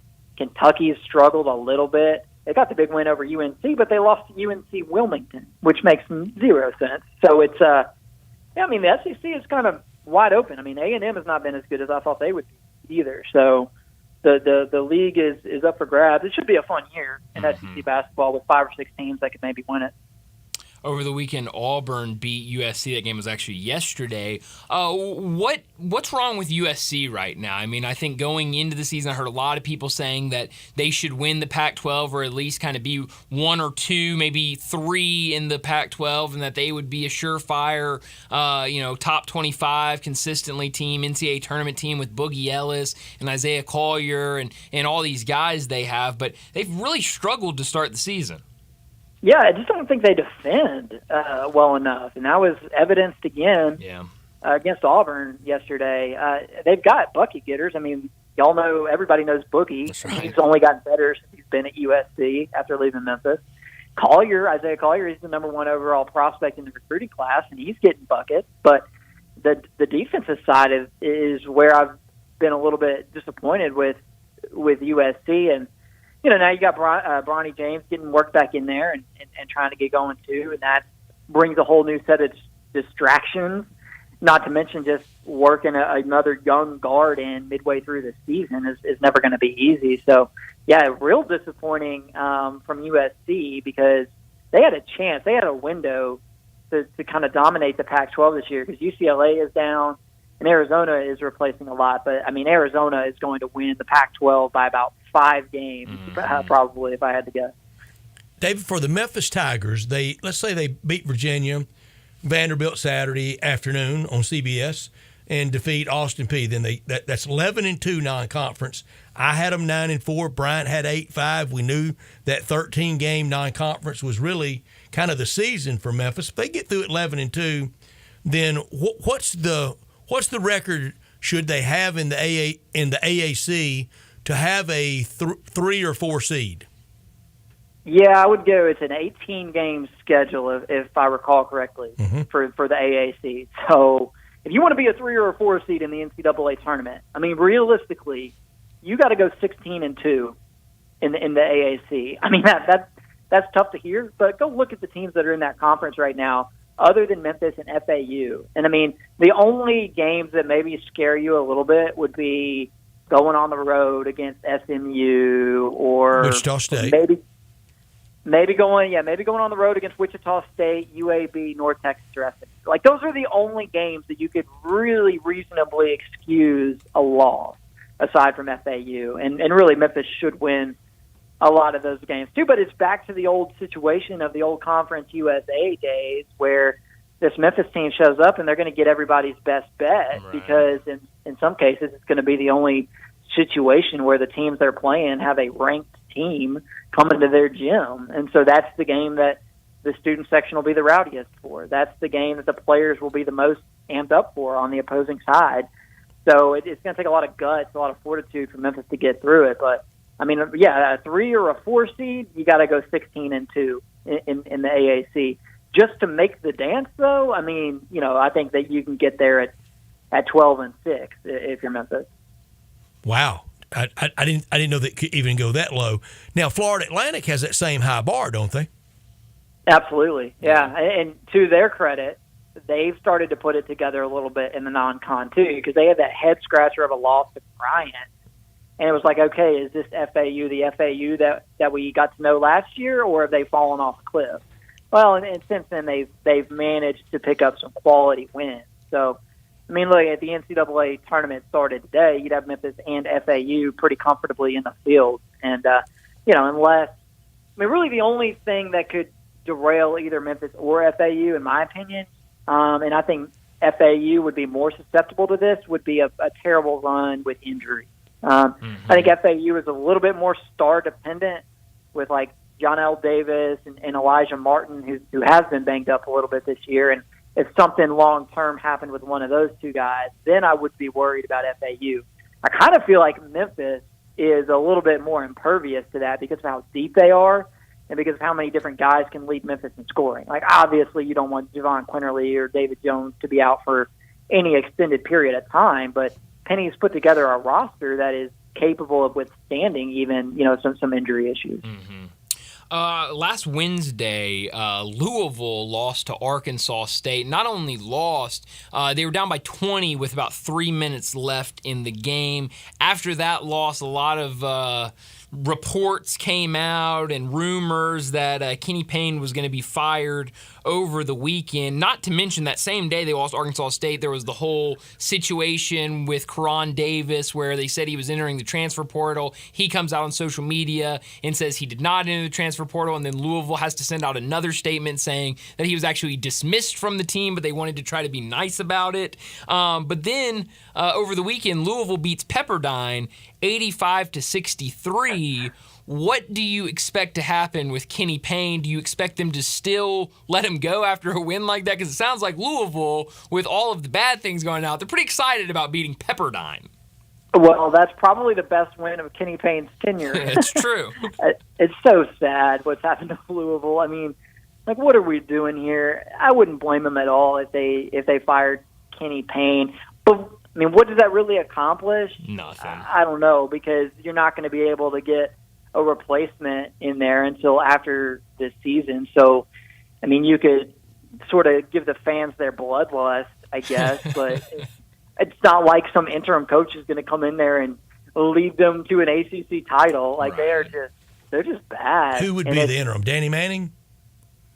Yeah, Nolan Smith is on that staff, but Danny Manning has head coaching experience in the ACC. You can't do that to Nolan Smith, not with his stature in Louisville basketball history. I mean, he already made a terrible decision by leaving the Duke staff to go come to Louisville. I got him confused. He played at Duke, didn't he? But he's from Louisville, right? Originally, yeah. Which is why and I'm pretty sure, I want to say his dad played there too. But yeah, so he's got ties to Louisville. I mean, yeah, I would have to be Danny Manning, and I think he would do a better job than Kenny Payne is doing. But there's no saving the Louisville train wreck. I mean, they've got to go out and make a big time hire, because now, they're not under sanctions anymore. It's crazy. 3-4 years ago, they were number one in the country for a couple weeks under Chris Mack. Yeah. I mean, and then they fired him, and now they've become the worst power conference team in the country. Maybe Vanderbilt gives them a run for their money in that title. Like we need to see Louisville and Vanderbilt and DePaul have a round robin or something. I love it. But yeah, it's not winner gets UNLV. Yeah, exactly. It's just not looking good for Stack or for Kenny Payne. I mean, sometimes you hire the great former player, the big name guy. I mean, Penny's made it work pretty well. I mean, sure I honestly didn't think Penny Hardaway would be here 6 years in. Better than Patrick Ewing, better than Clyde Drexler, better than Juwan Howard. Yep. Yeah, absolutely. Juwan Howard's another one who's kind of on the ropes right now with a Michigan team that's going to struggle to make the NCAA tournament. He's getting into fights with his strength coach while coming off of heart surgery. I mean, there's just a lot going on there, and who would have thought, right? Like looking ahead that we'd be kind of looking at Penny Hardaway as the model of stability among his sort of group or peer group of college basketball coaches. David, the next time we visit with you will be the night of the college football playoff national championship game. Wow. Tell us who's going to be in it, and will Nick Saban still be a head coach at Alabama? Oh, yeah, absolutely. I believe he will be. I think this is going to rejuvenate him. I mean, you think about the expansion to 12 teams. That's going to insulate him a little bit from any drop-off they might be experiencing, because even on a down year under Nick Saban, Alabama will still qualify for a 12-team playoff. He's got Jalen Milroe coming back for another year. That's been confirmed and announced. So he's got his quarterback. I think Tommy Reese will be back, and so I think Alabama has kind of stabilized itself a little bit here by sneaking into the playoff. And I'm not ready to say that they're going to beat Michigan in the playoff in the Rose Bowl, but yeah, I'm going to go Michigan over Alabama, and I'm going to go Texas over Washington. Washington played a lot of close games this year. They managed to win all of them. You give them credit for that, but Texas is a different beast and a little bit bigger, a little bit better in the trenches than anything Washington had to face in the Pac-12. And I think that's what this playoff comes down to is Michigan being the best team on the line of scrimmage in college football and Texas being better than Washington up there. And so, yeah, I think Michigan versus Texas in the national title game. That's kind of what I've settled on. And, you know, I don't know if I'm ready to declare my winner just yet, but that's going to be a titanic way to go out of this 14 era. We'll do that January 8th. Yeah, absolutely. We'll be on about 3 hours before kick. So that's right. We'll have a look at Texas then and a look. That's just 2 weeks. We're talking like it's 6 months from now. I know. Well, this time of year it feels like forever waiting on the playoff, and thankfully, you know, the bowls kind of hold us over a little bit. But I'm already there in terms of like the playoff being, you know, such a huge deal, and it's kind of like what I'm looking forward to at this point. The bowl games are nice, but you know, we got to determine a national champion, and I'm really interested to see how Florida State and Georgia handle the Sugar Bowl as well. Because, wait till next year. It's the playoffs are going to block out the sun next year. Oh yeah. Yeah, they will. They will. I guess it's the Orange Bowl that Georgia and Florida State are in this year. Correct. Not the Sugar Bowl, but yeah, no. I'm curious to see what's going to happen to the bowls moving forward in the 12-team era. Will they still get the viewership numbers? Because ultimately, that's what it comes down to. Because ESPN supports many of these bowl games and has them on live support because of the ratings they get. But will the 12-team playoff deter the casual fan from watching the bowls? And if that happens, what becomes of them? That's a subplot that doesn't really get discussed a whole lot in the expansion discussion. David, through 2 days of bowl games, what has been your favorite bowl game? I mean, how can you not love the New Mexico Bowl and the rant that Jerry Kill went on after that game? I mean, guys, I think there needs to be a 30 for 30 on the rivalry between New Mexico and New Mexico State. 'Cause it is like low-key the nastiest, meanest rivalry in college sports, and it's football and basketball. And so to see Jerry Kill get up on the podium and go on a rant after New Mexico State lost in that bowl game was pretty wild. He was basically saying that the University of New Mexico didn't want the Aggies practicing in their facilities, and so he used a lot of profane language and basically called out the New Mexico athletic director. And wow, didn't expect that one late on a Saturday night, the first week of bowl season. There's a lot going on in college football. Are you ready for Ole Miss Twitter to melt if they get the commitment from Nolan? Can you imagine? I mean, they've already got the number one transfer class, according to 24/7 Sports. Mm-hmm. Yeah, Walter Nolan. And we'll have a good signing class Wednesday, high school. Yeah, wow. I mean, it's pretty impressive. Like, the Lane Kiffin effect is so real. Like, he makes Ole Miss so cool. And Hugh Freeze was a great coach, but he wasn't cool. Lane Kiffin is cool. and I think that matters. Like, I think players want to play for him. Yeah. And, you know, I remember a couple of years ago, Lane Kiffin was sounding the alarm about the collectives and how they needed to catch up and get competitive in that way.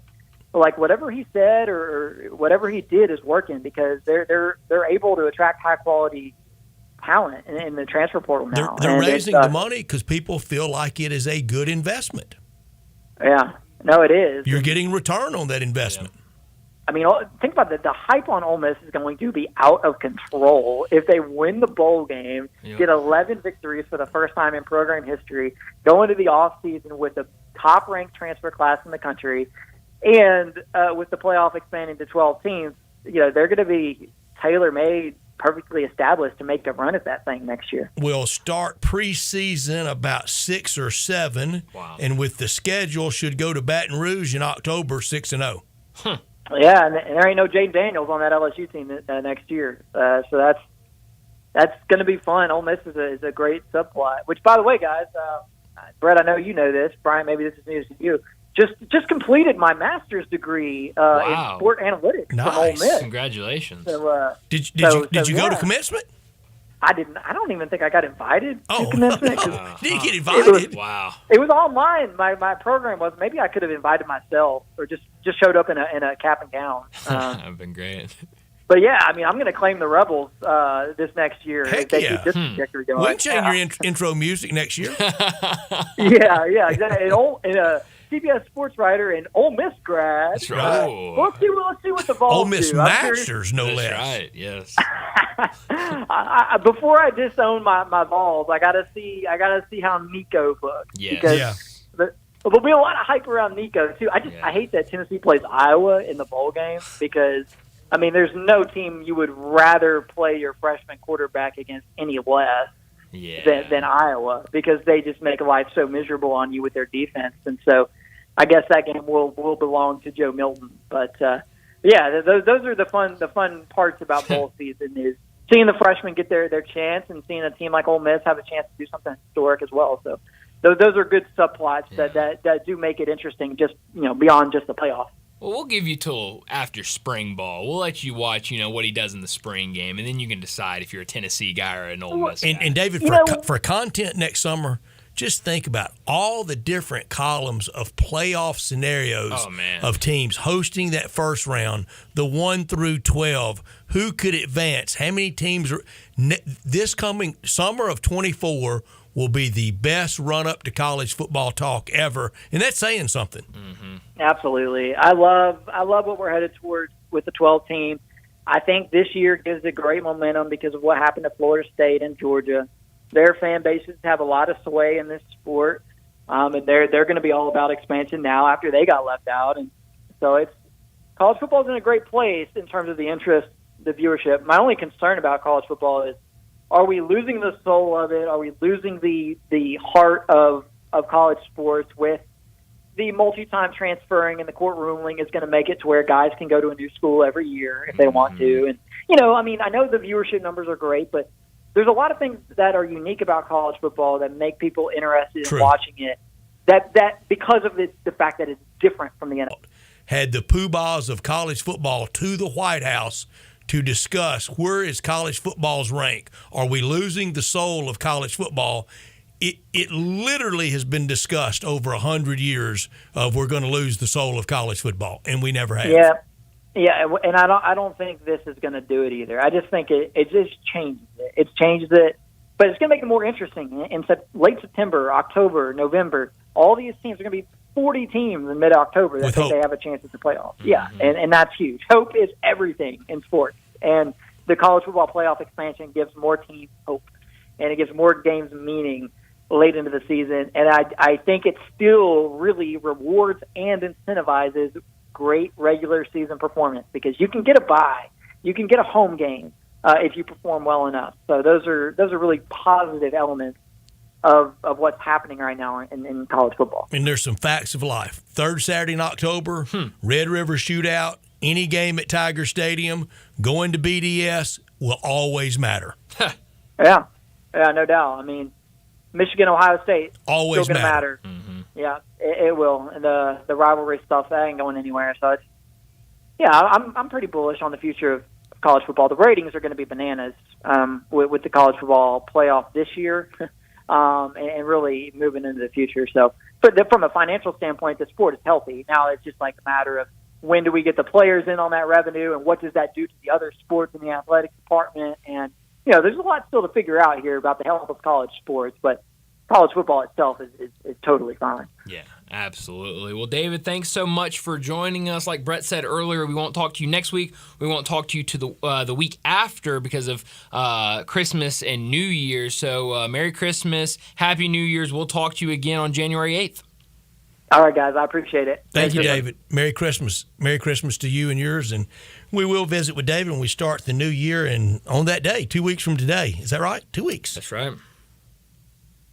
No, 3 weeks. 3 weeks from today. 2 weeks from College today football national championship game. Day. 3 weeks, yeah.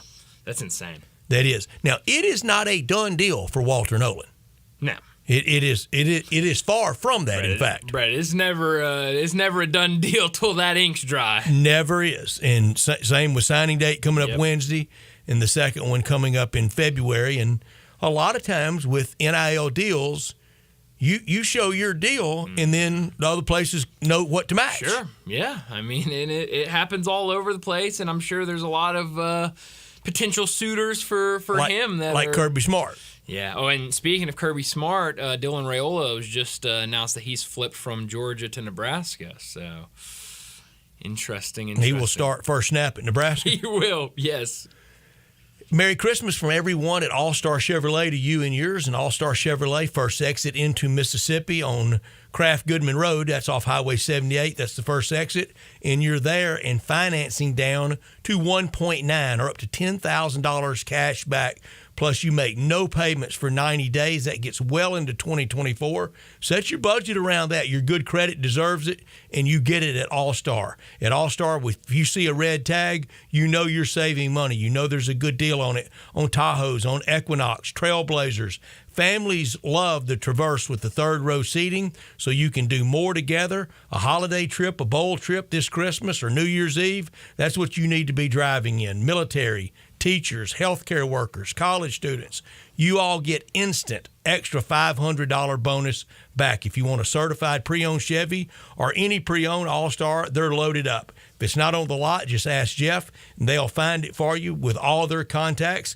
And Kevin and Jeff, they wish everyone that's done business with All-Star this year and through the years a Merry Christmas and a Happy New Year, and look forward to seeing you and helping you again next year. Don't forget the service department at All-Star. Remember, it's not South Haven, not Mount Moriah, Bartlett, or Collierville. It's got to be Olive Branch. Find new roads to All-Star Chevy today, or go to allstarautogroup.com. Well, let's go ahead. We're late for a break. Let's get to one. When we come back, it'll be time for our Sissy's Log Cabin, look ahead to the bowl season in the SEC. We'll do that next on Sports Time. You already know you can listen to Sports 56 anywhere with the Sports 56 app or at sports56whbq.com. But you can also watch us daily with live video of all of our shows on Twitter, Facebook, YouTube, and Twitch.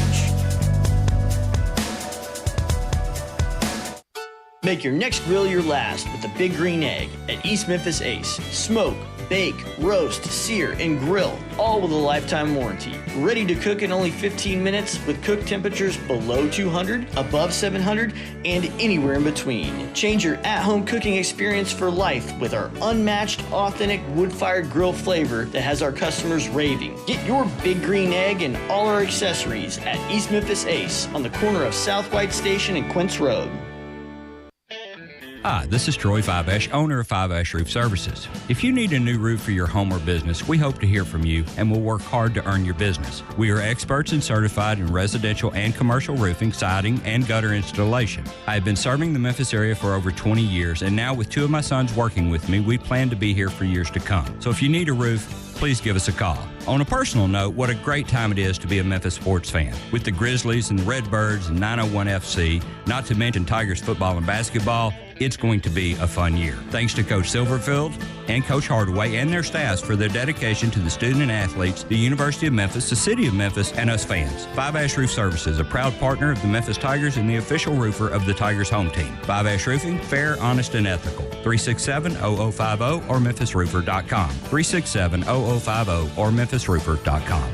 Five Ash Roofing, it's what we do. We're here for you. Yo, Mark, long time no see. You still down at Dyer's? Man, I'm not down at Dyer's. I'm out at Collierville Historic Town Square. When'd you move out there? We've been out there for about 13 years. We've got the shops, the park. We got the train the kids like to play on. You still cooking those burgers the old-fashioned way? Man, we're still flattening out those hamburger balls on a slab of marble and skillet frying them the old-fashioned way like they've been doing for 100 years. Dude, you still have those onion rings. Man, they're fantastic. Hand-breaded, served up just right. I loved those milkshakes shakes. Please tell me you're still doing those. Man, we are hand dipping those shakes, putting them in the old glass in the shake tin, served the old-fashioned way. You got any new items out there I need to know about? We're just doing a lot of gourmet sandwiches. We've got farm-raised catfish straight out of the Delta. We've got some hot tamales from Pasquale's Tamales out of Helena, Arkansas. Man, are they served in the husk? What those guys like to say, they're so good, you'll suck the shuck. Go see my buddy Mark at Dyer's Cafe in Collierville's historic town square. Merry Christmas from Choate's Air Conditioning, Heating, and Plumbing. We're here to make your holiday season extra cozy and cheerful. For the first 50 customers who purchase a new Carrier system or tankless water heater, we have a special gift for you.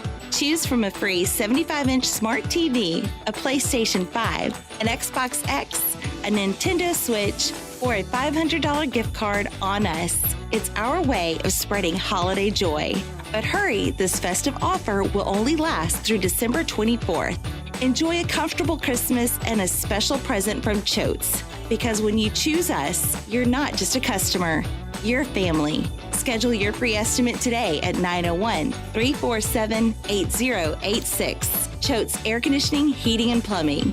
Let our family serve your family this holiday season. Wishing you a warm and joyful Christmas from Choate's.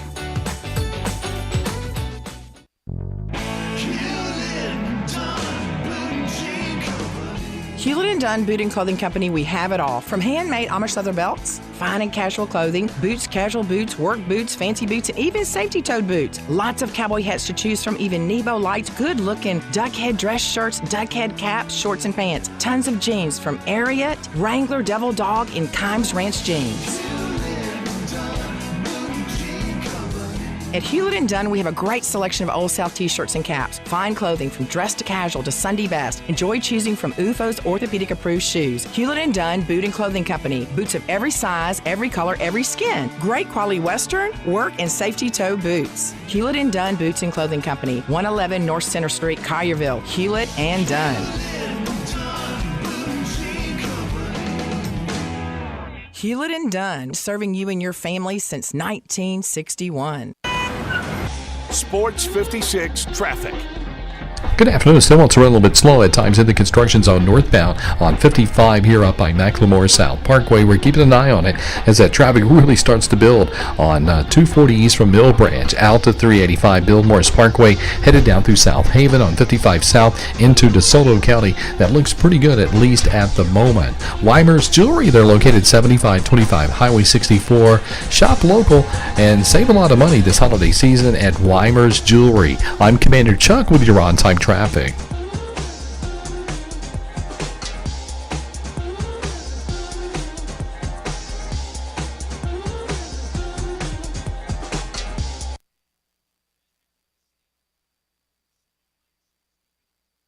Five, 4, 3, 2, 1.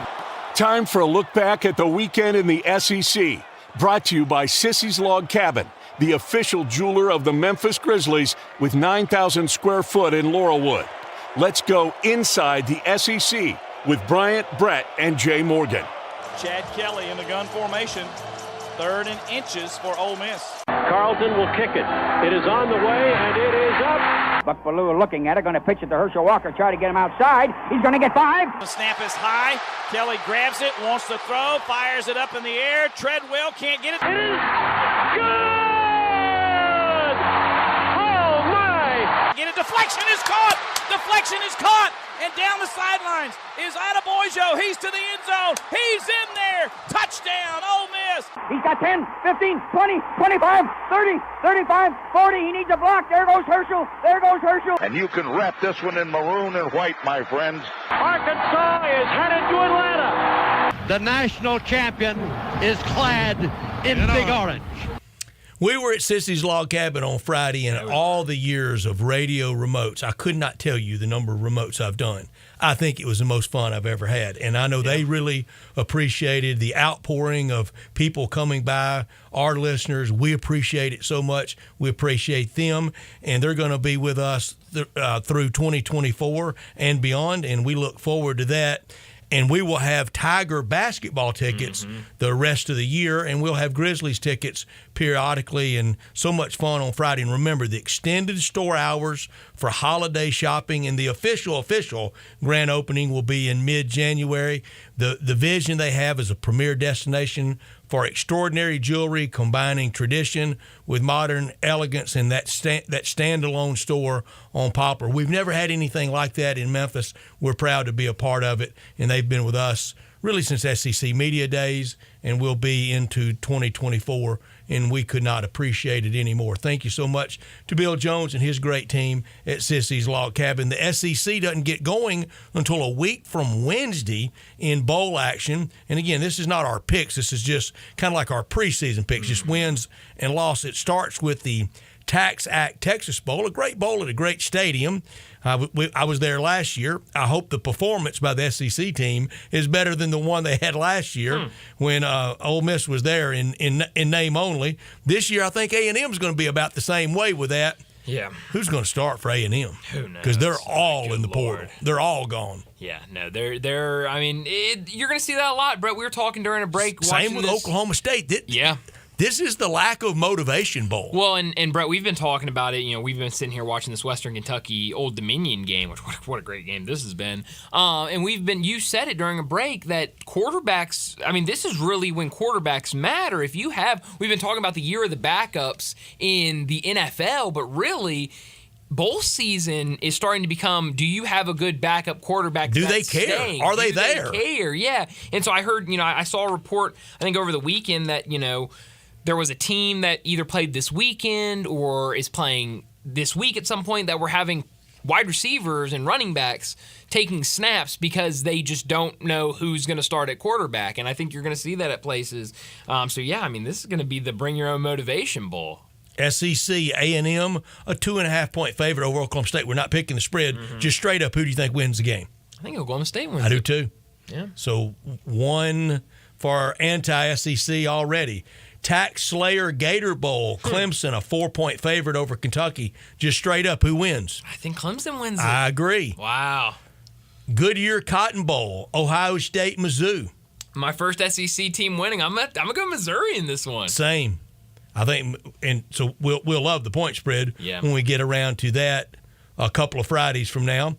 Peach Bowl, Ole Miss against Penn State. I think Penn State's going to win this one, but I also just love Penn State, so... I think Ole Miss wins it for a lot of different reasons. To get to the 11th win is really big, and they know this helps set about 4 or 5 more pegs, the starting point for next year. But it'll be a really close game. To matchup of 2 10-2 teams. Ole Miss could beat everybody but the big two, Georgia and Bama. That's right. Penn State beat everybody and beat them badly except for the big two, Ohio State, Michigan. Trans-Perfect Music City Bowl, Auburn and Maryland.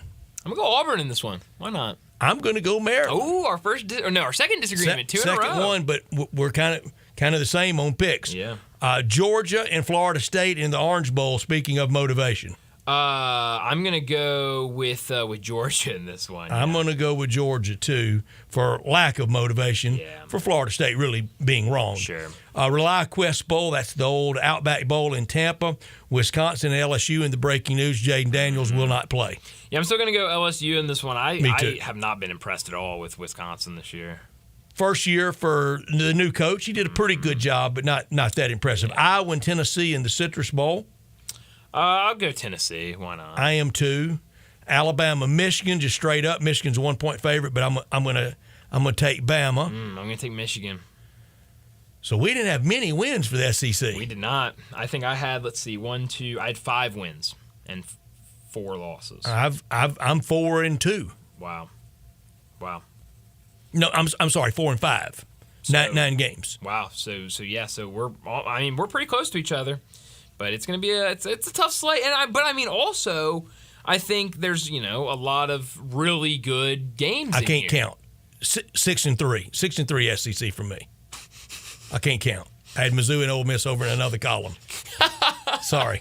Okay, so final verdict, 6-3. Straight up, 6-3. Gotcha. Okay. And if Bama does that and gets to the finals, that's a win for bowl season. And let me establish now, for me, the bowls matter. Yes. You can take whatever team you want to. Mm-hmm. Whoever wants to play can play. Yes. I don't want to cherry pick. I don't want to get to the end of this and the SEC goes 2-7, and it could, and me coming in, the bowls don't matter. I'm not doing that. No, bowls matter. The bowls matter if it's 2-7 or 7-2. And if it's 6-3 and Alabama's in the national championship game, that's a good bowl season for the SEC. Great bowl season. Here's what I'm going to love is everybody's going to tell me that if the SEC does well, how little the bowls matter. But that was the same people telling me that September was the end-all and be-all in college football. That's right. Oh, let me get this straight. September matters, but the bowl season doesn't. Right.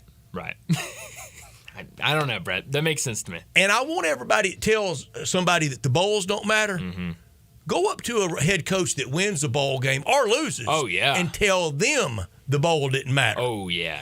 Johnny, try going up to Coach Ryan Silverfield after a Tiger win and telling him what you just didn't matter. How do you think that's going to go over with? That's not going to go over too well, man, because they put a lot of preparation and time in that. Every game matters. They sure do. Every game matters. I mean, good Lord. And you saw it over the weekend. Who knew Jerry Kill would jump crazy over the New Mexico Bowl? And I just love some of these people that say they don't. Me telling Lane Kiffin if it's 11th win, it didn't matter. Yeah. That's not going to work. Try that.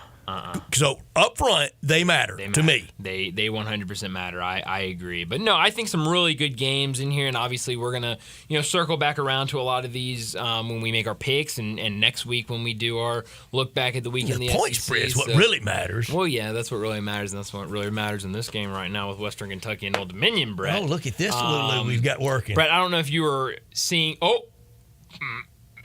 I think Western Kentucky's doing better when I'm not watching. Yeah, Brett. And I have to turn my back to the Zoom screen. Yes, Brett, you to watch were not the game. looking. Western Kentucky blocked a field goal. They didn't, did they? They did, and got the ball back down 7.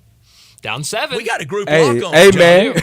We could have something Johnny, going. We got reputations Johnny, on the line, Johnny. Me too. We learned during the last break, we've been sitting here talking about 6.5, something like that. We have it 2.5. 2.5 on Friday. So we need them to win the game. We got Western Kentucky plus 2.5 on Friday. Yeah, we need them to win. Man, the 2.5 killed us all weekend, didn't it? Tigers, yes, it did. Western Kentucky. But Brett, I did before we went to our last break. I did live bet Western Kentucky plus 6.5. I love it. Momentum. I mean, they have the momentum.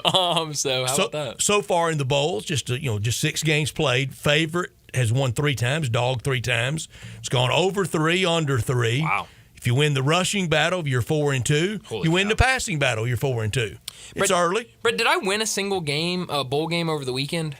You did. You went 2-4. I went 2-4. Johnny went 4-2. Good job, Johnny. Real good job, Johnny. Good weekend. Real good. Great weekend, man. Whatever. If you win this year, you don't get to participate next year. That's right. Don't forget it. So maybe first and last. Maybe the top rope. Maybe let that influence your wouldn't picks do you like that, moving forward. But let's get to a break. When we come back, it'll be time for Big Number of the Day. Start your day with Sports 56 Mornings with Greg Gaston and Eli Savoy. Weekday mornings from 7 to 10, right here on Sports 56 and 98.5 FM. I know we say it all the time. Bell Tavern, Memphis' perfect downtown bar, is not a sports bar. It's a bar that happens to have sports on the high-def TVs. You know what a great bar Bell Tavern is. You know how great the signature cocktails are. You know how amazing the food is. And all that is what makes Bell Tavern such a great bar. But what sports we have on those TVs this month? If you love college basketball, the NFL, the Grizzlies, and college football, well, for this month, you can pretend Bell Tavern is a sports bar. A very civilized sports bar.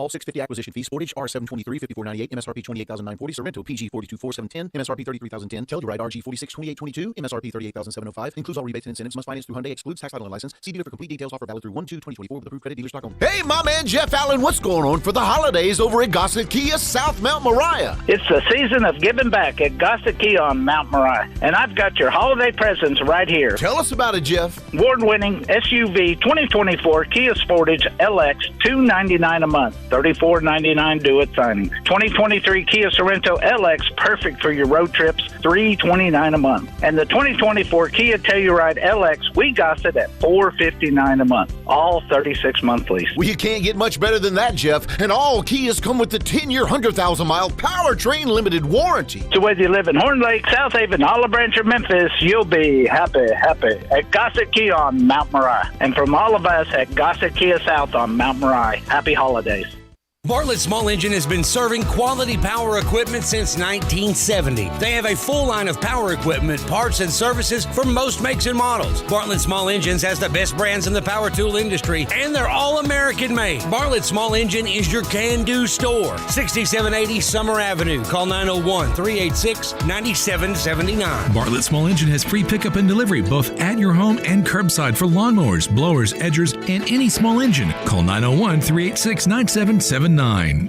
Do you have equipment taking up space in your shed or on your lot? What do you do if those pieces are really big? Ever wondered their value? Purple Wave Auction is an online auction company that sells used equipment. Thousands of items are up for bid right now at purplewave.com. Our transparent auction process makes it easy to sell that Kenworth semi you have sitting behind the barn. Or how about an upgrade to your New Holland Workmaster? Take a moment and check out purplewave.com. Purple Wave Auction, straight, simple, sold. You ready to end the year with some money in your pocket? We got it covered at Gossett Mitsubishi's Mitsubishi Motors year-end sales event. Get to the Pike for the award-winning 2023 Mitsubishi Outlander PHEV. 420 total range MPGE, $299 a month. Get ready for your road trip in the 2024 Mitsubishi Outlander Sport. Buy for $27,000 or just $399 a month. And cool has never been cooler than in a 2024 Mitsubishi Eclipse Cross. We got it at $30,700 or $499 a month. And no worries with Mitsubishi's 10-year, 100,000-mile powertrain limited warranty. So get to Gossett Mitsubishi today at 1870 Covington Pike. Gift wrapping available. You want it, we Gossett. Shop online anytime at memphismitsubishi.com. If you want it, we Gossett at Gossett Motor Cars. PHEV PZ06233 MSRP 44,355 Sport RU 001136 MSRP 28,000 Eclipse RZO 12051 MSRP 31,700 includes all rebates and incentives PF 695 excludes tax title and license with approved credit. See dealer for complete details. Offer valid through end of the month. Dealer stock only. Simple, smooth, and every sip as easy as the last. Tito's handmade vodka tastes just as good with tap water as it does with your favorite mixer. Back in the day, Tito distilled, hand-bottled, taste-tested, sent to a few friends, then taste-tested again to give you the finest juice around. No frills, no flavors, no fancy labels, just the good stuff. Just Tito's. For recipes, videos, and more, visit Tito'sVodka.com. Distilled and bottled in Austin, Texas, 40% alcohol by volume, namely 80 proof, crafted to be savored responsibly. Now back to Sports Time on Sports 56 and 98.5 FM. Here once again are Brett Norsworthy and Bryant Dacus.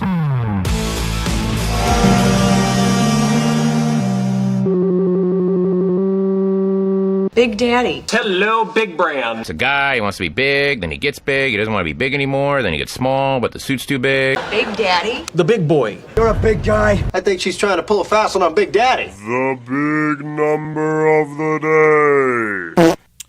Johnny's not going to like this big number, but I really don't care at this point. Is that my phone? Good Lord. That's your phone. That was the game that I did not try to pull up because I was trying to pull up the stats. What are we doing? Okay, my big number today, 30.5. Okay. 30.5? 30.5. Interesting. Rare we have decimal points, Johnny. point. That was the live spread for the Western Kentucky Old Dominion game in the first quarter because Old Dominion jumped all over Western Kentucky to start this game. Did you get any of that? I did not. 30.5. 28-0 to start the game early in the second quarter. Now it is a 7-point game with 30 seconds left. Western Kentucky's quarterback just took a sack. I don't know what block nobody. Play. Let's run a play and nobody block anybody. Yeah, just nobody block anybody. Rarely works, Johnny. I mean, it don't work. The fact that Old Dominion was at one point in this game a 30.5-point favorite, and they are now only up by 7 is insane. That's pretty good, Brian. We're grinding. That's on this the bowl game, season for you. Do we take a field goal here and try onside? They're going to They go got to for go it. for They're it. going to go for it, and we're going to lose because this team, all they do is run screens and that stuff ain't working, man. Tunnel screens all day in a lot of traffic. Or run this corner. They've been running the same They corner ran the route same corner 4 route times in a row. It hadn't worked yet. No. Got one they got pass one interference. pass interference. I guess they were trying to draw another pass. My big number is 35. Okay. As in 35 years ago, 1998. Both the Browns and the Bengals. Oh yeah, Western Kentucky. I'm sorry, but you're gonna have to start over with big number. I'm sorry. I saw you celebrating. Sorry. Yes, sir. Go for 2 here. Go for 2. We want him to.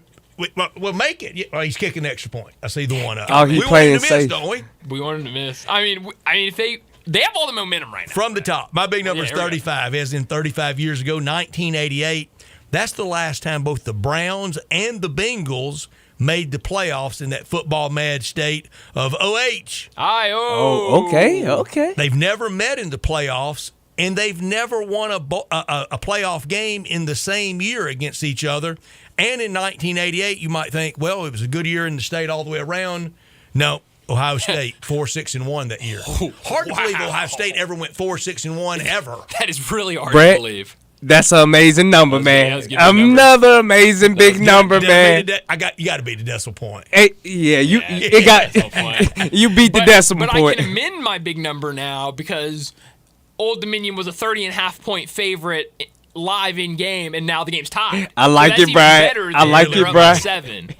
What a comeback for the I can't Toppers. believe this game's going to overtime. I really can't. I can't believe it. Forgive me, Helton family. Brett, you were saying it earlier. Yeah, I've got faith. If we can just score here. 28-7, I thought if we can get to 28-14, I felt better. If we can score before halftime, we're in it. Old Dominion's not the Green Bay Packers.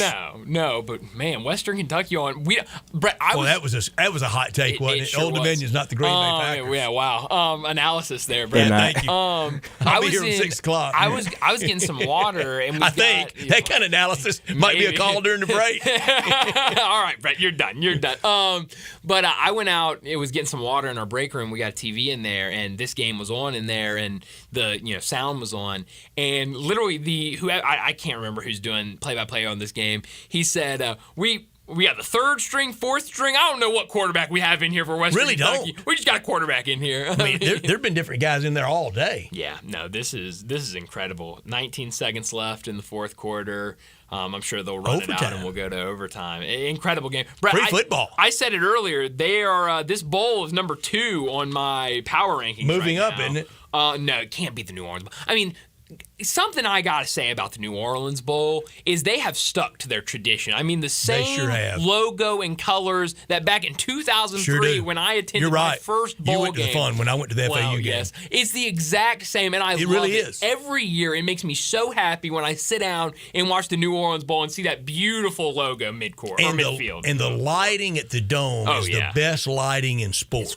It's great. We had some ugly, what was it, the Cure Bowl on Saturday. Had lighting issues.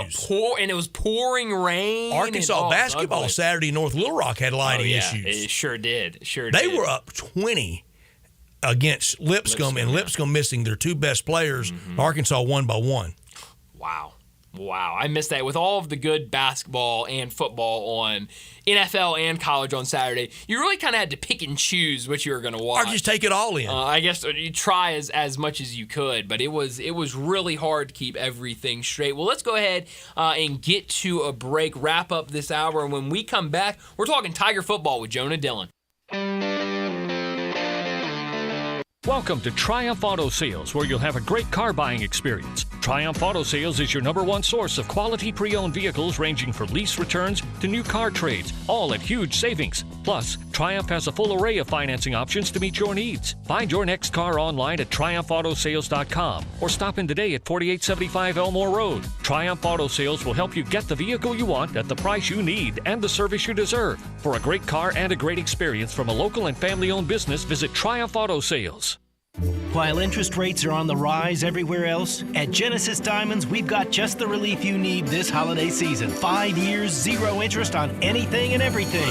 That's right. Genesis is rolling back interest rates to 0.0%. So that $5,000 diamond ring is yours for just $85 a month. Nothing's held back. Rings, earrings, bracelets, bands, certified natural diamonds, lab-grown diamonds, even luxury pre-owned Rolex watches. Just pick any item for that special someone and spread your payments over 5 years without paying a dime in interest. A $10,000 designer ring comes to just $167 a month. Don't miss this incredible offer. Where else in America can you get financing for 0%? Colored gemstones, designer fashion jewelry, the year's most treasured gifts, all included in this once-a-year offer. At Genesis, we're breaking all the rules to make sure this holiday season your money goes farther. Best prices, unbeatable selection, highest quality, and super aggressive financing. Merry Christmas from Genesis Diamonds at Poplar and Perkins Extended. On approved credit, see store for details. Your brain is an amazing thing. But as you get older, it naturally begins to change, causing a lack of sharpness or even trouble with recall. Thankfully, the breakthrough in Prevagen helps your brain and actually improves memory. The secret is an ingredient originally discovered in jellyfish. Based on a clinical study of subgroups of individuals who are cognitively normal or mildly impaired, Prevagen has been shown to improve memory. A Pharmacy Times National Survey of Pharmacists rated Prevagen the #1 pharmacist-recommended memory support brand for the 5th year in a row. You can find it in the vitamin aisle in stores everywhere without a prescription. Help your memory. Try Prevagen today. Prevagen. Healthier brain, better life. This product is not intended to diagnose, treat, cure, or prevent any disease. Roofs, roofs, and more roofs. Chris Price here with Metro Builders. Is your roof leaking? Do you have mold stains on the ceiling of your home or business? Is your carrier denying your claim or offering a repair simply because they don't have enough documentation? You need a contractor that performs work for insurance claims for policyholders each and every day, and Metro Builders is here to assist. Call Metro Builders. At Metro Builders, we provide free estimates, consultation, and claim repairs. Metro Builders' process of arriving, inspecting, diagnosing problems, and estimating is second to none, commercial and residential. Our team of Hague-certified technicians are standing by to assist you with providing estimates and photos to your carrier to document your loss. All you owe is what your policy states. No large fees on top of the final scope. We use high-grade materials and are certified by companies like Atlas, CertainTeed, Owens Corning, and Mulehide with labor warranties up to 50 years on all of our jobs. Metro Builders provides roof repairs across the Mid-South. Call Metro Builders to schedule your inspection free. Call me. 901-375-1717. That's 901-375-1717. It's our season of giving back at Gossett Kia on the Pike, and we've got the perfect holiday gift for you. Hit the road with 41 MPG Highway, 2023 Kia Forte LXS, $239 a month, $27.99 due at signing. Get road-ready SUVs, Seat 7, 2023 Kia Sorento LX, $319 a month, $34.99 due at signing. And 8-passenger seating in your new 2024 Kia Telluride LX, $459 a month, $34.99 due at signing, all 36-month lease. Plus, you'll get peace of mind with Kia's 10-year, 100,000-mile powertrain limited warranty. Ask for Bobby J. He's ready to put you in a new Kia today. Gossett Kia, 1900 Covington Pike, or online, KiaCovingtonPike.com. If you want it, we got it at Gossett Motor Cars. All 650 acquisition fee, Forte RE 699,094, MSRP 21,385, Sorento PG 242,710, MSRP 33,010, Telluride RG 462, 2822, MSRP 38,705, includes all rebates and incentives, must finance through Hyundai, excludes tax title and license with approved credit. See dealer for complete details. Offer valid through 1/2/2024, dealer stock only. Good afternoon. I'm looking live at this 56 traffic. crash here in South Memphis. It's 55 southbound. It rains. They've got the left lane blocked. The fire department's here. It is crawling down through here now. Again in South Memphis on 55 southbound. It rains. All that heavy traffic that was trying to get down towards DeSoto County, South Haven as well. Again, it's a mess over here because of this accident. It's increased even more just in the last few minutes on 240 eastbound, especially there as you try to get on to Bill Morris Parkway. They are trying to move a stalled vehicle on 240 eastbound near Poplar, adding to that delay. Hey, 24/7 reliable crane and rigging services here in Memphis. You need Tomahawk Crane and Rigging. They're also online at tomahawkcrane.com. I'm Commander Chuck with your on-time traffic. We are Sports 56, WHBQ Memphis, and W253 DF Memphis, Flynn Broadcasting Stations. Now, back to Sports Time on Sports 56 and 98.5 FM. This hour is brought to you by Hewlett & Dunn, Boot and Jean Company in Collierville. Here once again are Brett Norsworthy and Bryant Dacus. Welcome Welcome back into Sports Time. Bryant and Brett with you as we start our third and final hour. And thanks to ESPN, we had to make a mad dash to switch it from ESPN to ESPN2 so we could watch the conclusion of the famous Toastery Bowl. Of course, that is now in overtime. A good game. A great game. But it really has been a great game. Well, we got to talk Tiger football. Jonah Dillon, he joins us now from on the Tiger football beat for the Commercial Appeal. Jonah, thanks so much for joining us. A lot to get to today, but I want to start off with the breaking news from last night. South Carolina transfer Mario Anderson, who was their leading rusher last year, committed to Memphis last night over USC and Oklahoma that were listed as his three finalists along with Memphis. What did you make of that? I know it caught a lot of people as a surprise that a guy that was a leading rusher in the SEC would choose the University of Memphis over teams like USC and Oklahoma. Yeah, it's a really big deal. It was kind of trending in that direction, it looked like, over the last week or so. And obviously it was surprising even when we saw that final three or final four.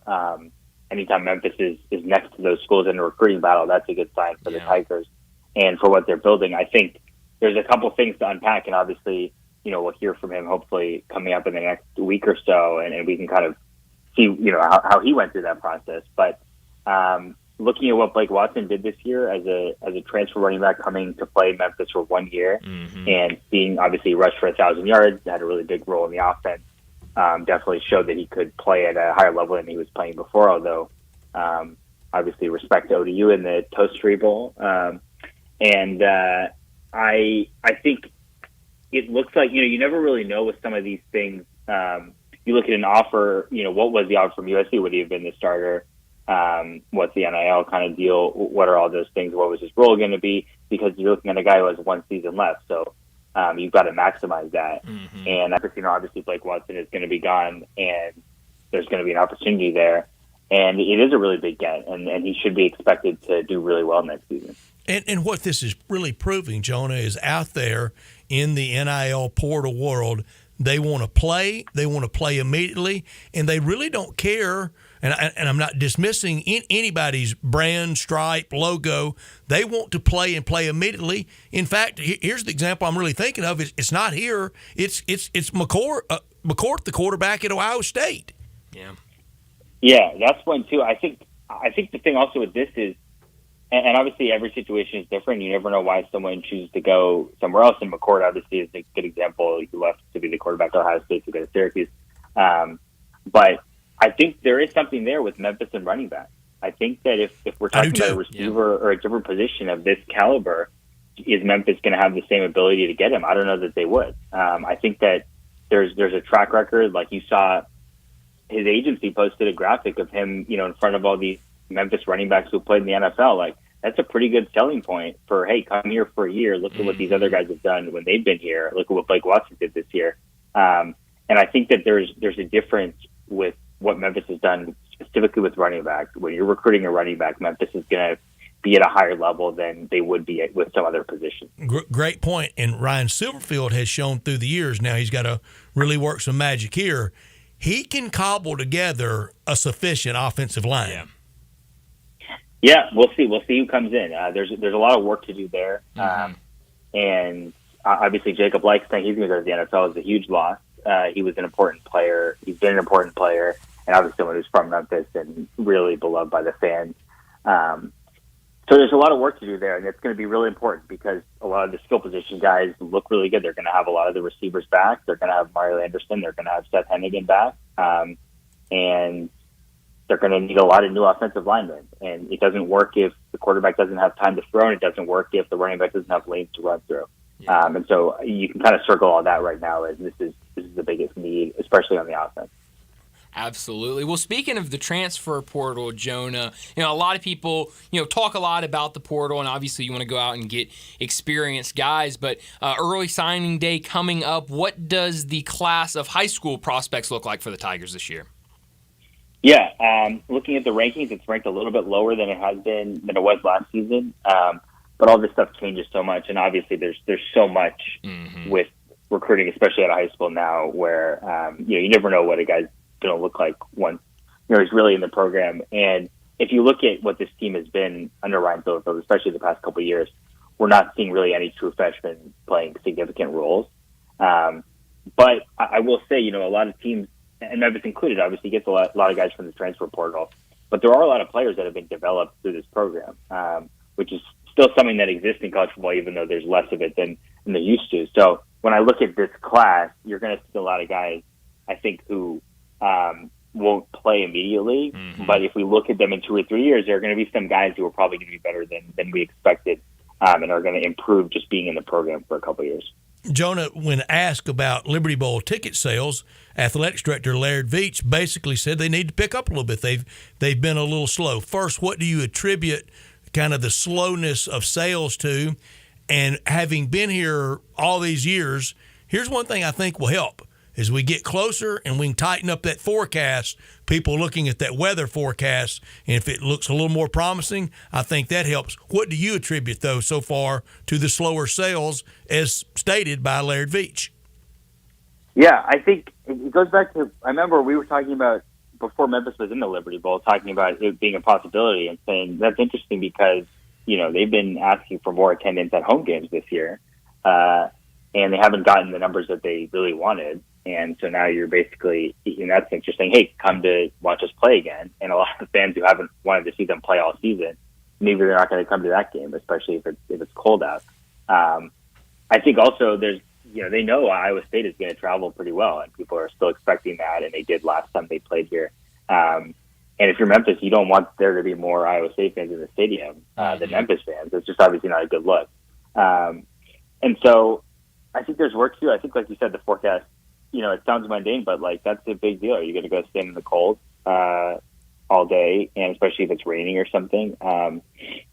When you're a fan of a team in a bowl game and you traveled, obviously you're going to go to the game. But if you're a Memphis fan, maybe you're kind of thinking, if I decide the day before that week, maybe I'll go because you could just drive there. You don't have to travel. I think that also means there will be some more people probably will decide to buy tickets last minute. So we'll see what those numbers are, as we get closer. For what it's worth, at AccuWeather right now, the forecast for Thursday, December the 28th, high of 57, low of 39. There have been a lot of Liberty Bowls played in worse weather than that. Oh, yeah, like the last time. You got to get clear skies. You got to get clear skies. That's it. That's right. Yeah. Well, when you look at this Iowa State team, Jonah, what do you expect to see when the Tigers go up against them in a couple weeks? Yeah, I think they're a pretty well-rounded team. They've got a pair of good receivers combined for about 1,500 yards, and they've lost a couple of running backs to the portal, but I believe that their top running back will be there. They've been kind of an up-and-down team all year. Their last 5 games, they alternated wins and losses every game, and they have some, they played closely against some ranked teams. They obviously played a tougher schedule than Memphis did. Mm-hmm. And I don't know if you saw their last game against Kansas State, which was in like a blizzard. That's right. Some incredible videos and pictures from that game. If you haven't seen them, definitely go check it out. So they'll be ready for the cold weather. They'll be very prepared for it. And like I said, we're talking about a team in the Big 12 going up against that level of competition. They're going to be a physical team. They're going to come in and expect to win, and they're going to be favorites, and understandably so. And I think, it's going to come down to what does Memphis look like. We still need to figure out what the offensive line is going to look like, fill some holes that have been created by the transfer portal. And I think Iowa State will be coming here, expecting that they're going to win. You head back to city council duties tomorrow. I said earlier you go back to court, not court of law, but back to the legal process. Tomorrow, please tell me, Jonah, tomorrow is going to be a little handshaking, maybe a little posturing, and at the end of the day, a pretty good, clean deal. Yeah, that's what the expectation is. We've got the expectation now from conversations that I've had today is there's going to be some kind of an amendment to what was discussed last time in terms of the resolution. There will be some sort of amended deal to the original deal. It will not be a major change, so it'll be something, obviously I'll have a story and I'll explain exactly what it is. It's not going to be a huge change to what has been reported previously or what was discussed previously. They're going to discuss it at the full council meeting, which they did not do last time. Last time it was just in a committee. And from everything that I've heard, the expectation is that it's going to be passed tomorrow. Now, as for the whole stadium situation, it doesn't mean we're going to stop talking about it. There's going to be a whole nother list of next steps for Simmons Bank Liberty Stadium. And then obviously we need to go back to FedEx Forum, which if you did, going back to that is actually a whole other can of worms, which was opened at the last city council meeting when Councilman Chase Carlisle basically said he's had conversations where they said you need $550 million in the next 3 years, and they don't have that right now. So someone's going to have to go figure out how to make that happen or negotiate a deal.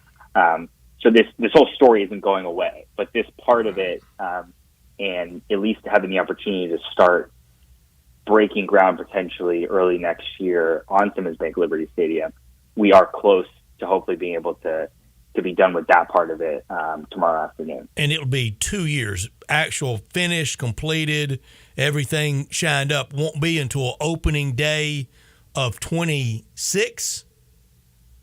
Yeah, well, I don't know. The thing is, we've been told for a while that there's a certain time frame which was contingent on starting right after the Liberty Bowl.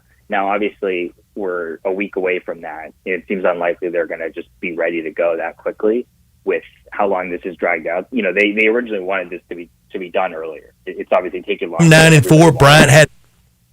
I'm sorry. Go ahead, Jonah. Yeah, and so it's going to, it's going to take some time. I think it'll probably take about that long, but we won't. Hopefully, we'll get some more details tomorrow, but we won't know the time frame until everything is done. They have the money and they can kind of plan out what it's going to look like. So it seems like tomorrow, from what I'm hearing from you and Brett, it sounds like tomorrow's formalities. Do you expect a worst case scenario tomorrow? No, I mean that would be pretty surprising. Based on what I've heard, I would be surprised. Now, I will say I've done more reporting this time than I did last time, because last time I was a little bit blindsided by what happened. But that's on me, obviously, and I think other people were. It was kind of. I think it was collective blindside. Yeah, I think we were all blindsided. Yeah, I think it was surprising to hear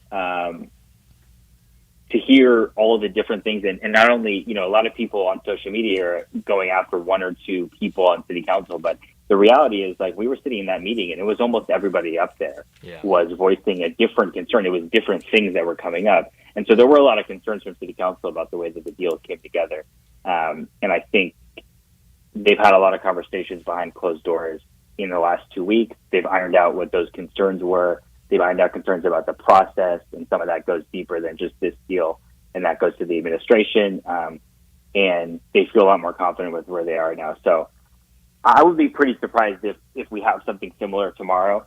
But as you guys know, and I've talked about before, covering local government, you really do never know. So you got to always have that caveat. That's for sure. Do you think most people understand that once the Grizzlies, they settle on the money amount, they get the money, that the Grizzlies really aren't going to do that much with FedEx Forum, that it's the reimagining of Beale Street and that area? Do you think people know that that's really where the lion's share of the big tranche of money is going to go to the Grizzlies?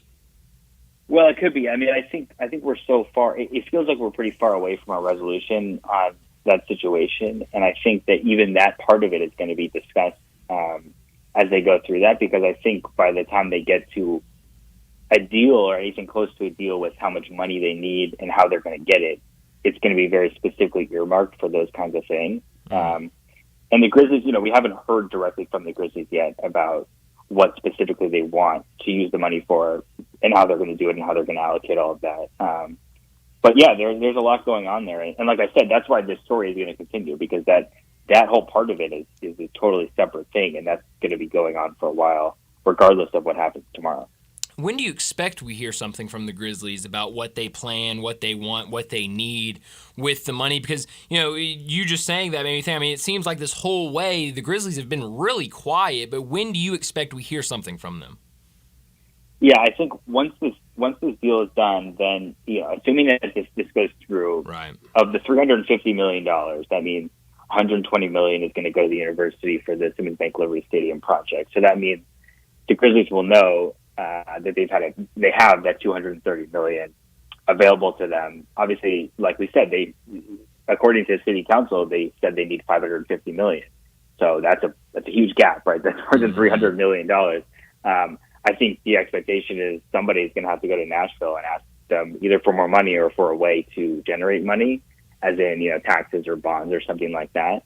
And that process is going to take a while. As we talked to local government, now we're talking about state government, lobbying and all those things.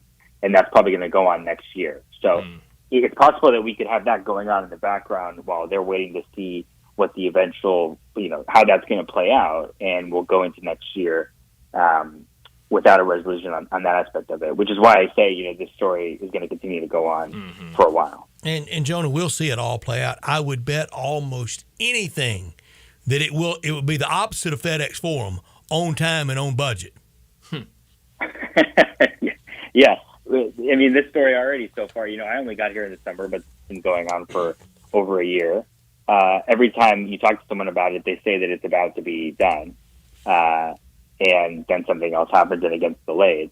And, even with Twin Bank Liberty Stadium, they could say they have the money. By the way, they said they need to fundraise $50 million in addition to the gift from Fred Smith and his family for $50 million.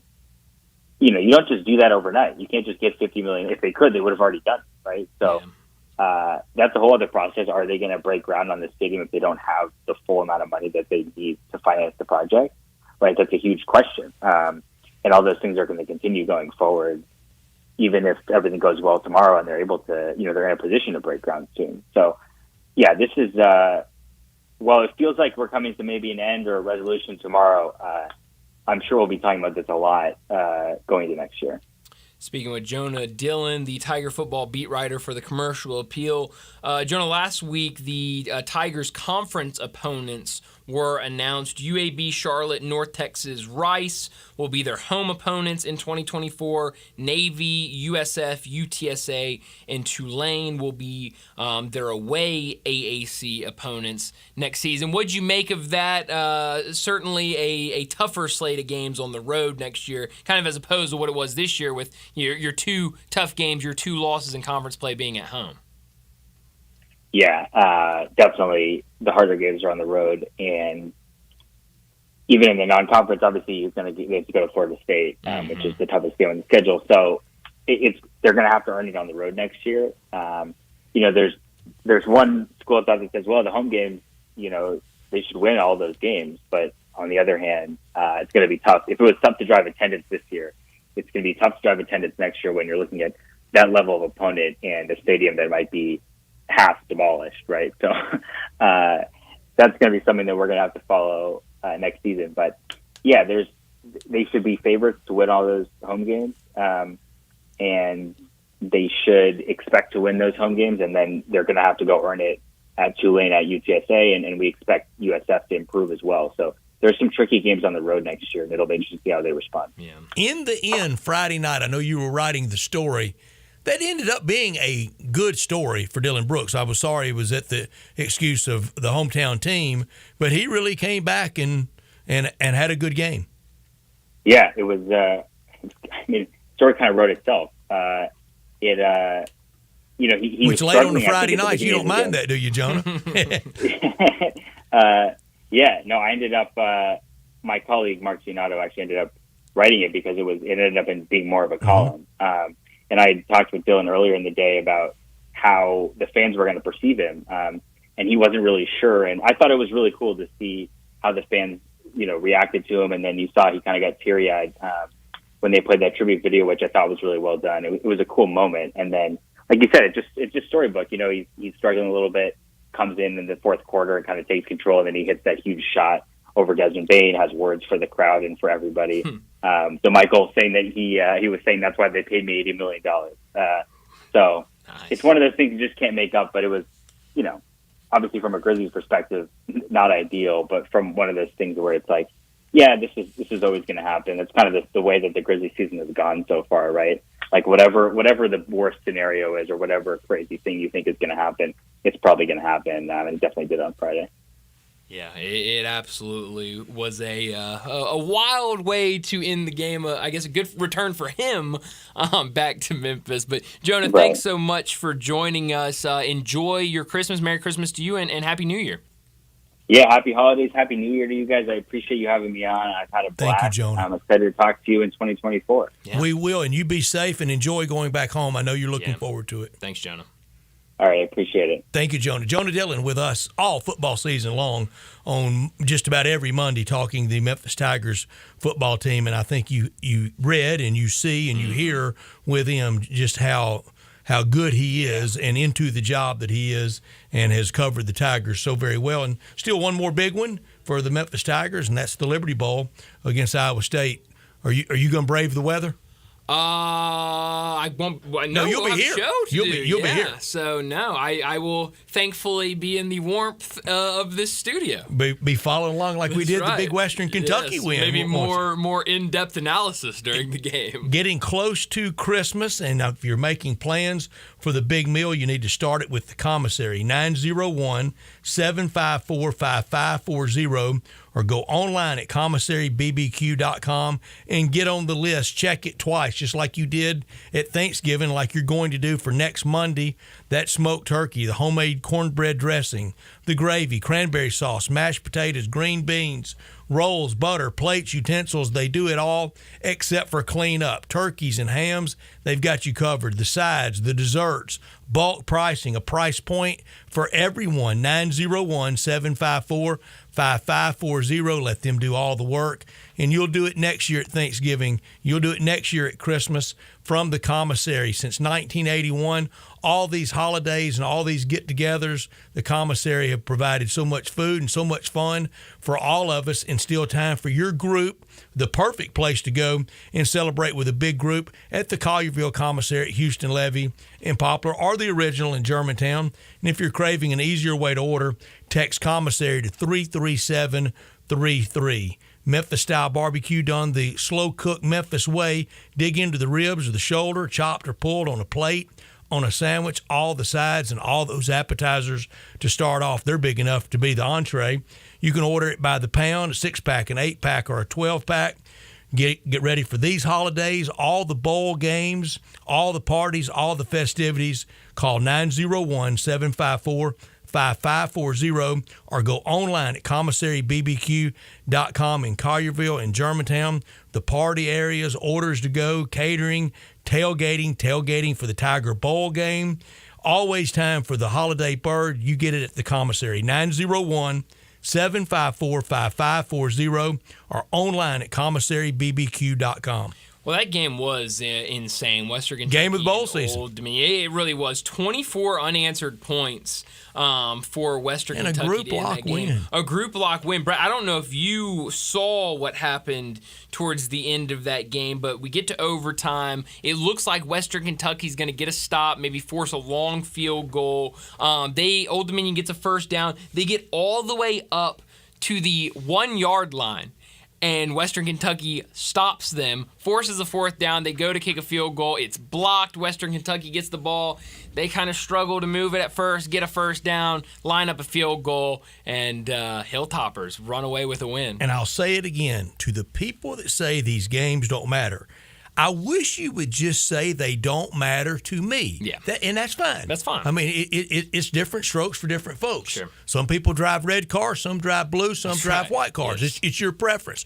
Quit speaking in such generalities because a lot of people they do matter to. They do enjoy them. And did you see the thrill of victory on Western Kentucky's players? Did you see the agony of defeat on ODU? Tell them they don't matter and all that work.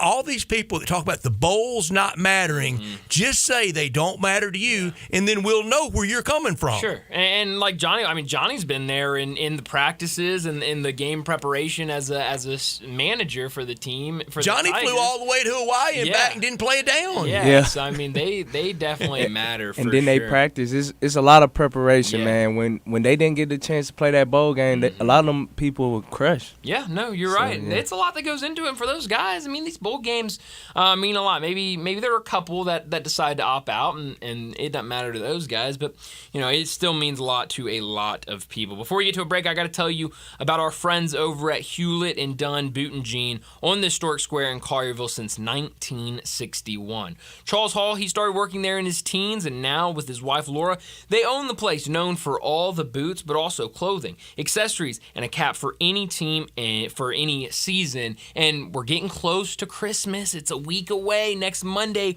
will be Christmas Day, so a perfect time to head over to Hewlett and Dunn. Check out their Western wear or their boots, work boots, safety toe, soft toe, rubber boots, boots for every single occasion at Hewlett and Dunn. And from head to toe, they've got you covered with every brand imaginable, like Ariat, Dan Post, Anderson Bean. Whether for men or women, they've got clothing, jeans, pants, shirts, shorts, outerwear, everything you could be looking for, and the best duck head collection you'll find. Charles and Laura Hall invite you to 111 North Center Street on the square in Collierville, or to their website, hewlettdunn.com. If you're looking for some accessories, they've got them: hats, sunglasses, boot care products in every area, team snapback, or cool hats you can think of, whether it be the Tigers, Mississippi State, UT, Ole Miss, or the Razorbacks. And for travel, their bag selection is top notch. HewlettDunn.com, but please head out to Collierville, give them a visit, and say hello at 111 North Center Street on the square in Collierville at Hewlett and Dunn. Let's go ahead and get to a break. When we come back, it'll be time for our Roost Chris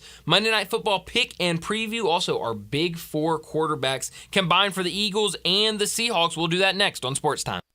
Be sure to follow us at Sports56 WHBQ on Twitter, Facebook, Instagram, and YouTube to watch live video of our shows, stay up to date with station events, and have chances to win prizes.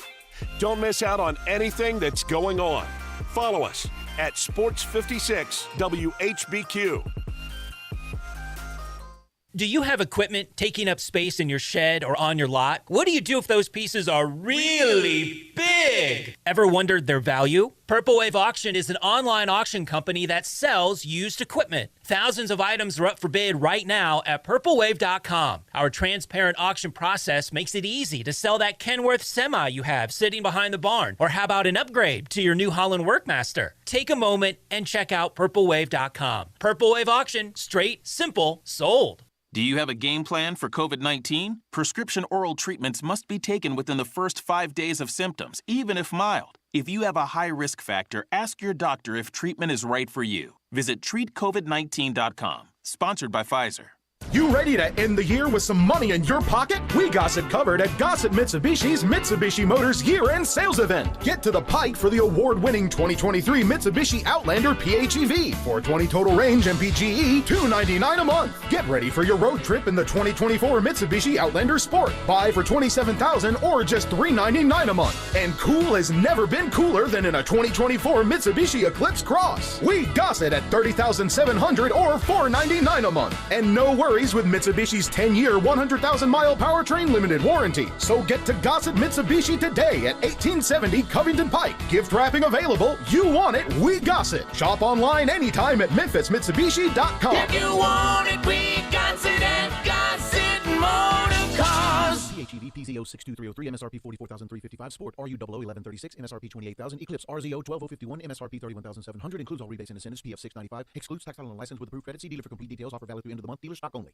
Merry Christmas from Choate's Air Conditioning, Heating, and Plumbing. We're here to make your holiday season extra cozy and cheerful. For the first 50 customers who purchase a new Carrier system or tankless water heater, we have a special gift for you. Choose from a free 75-inch smart TV, a PlayStation 5, an Xbox X, a Nintendo Switch, or a $500 gift card on us. It's our way of spreading holiday joy. But hurry, this festive offer will only last through December 24th. Enjoy a comfortable Christmas and a special present from Choate's. Because when you choose us, you're not just a customer, you're family. Schedule your free estimate today at 901-347-8086. Choate's Air Conditioning, Heating, and Plumbing. Let our family serve your family this holiday season. Wishing you a warm and joyful Christmas from Choate's.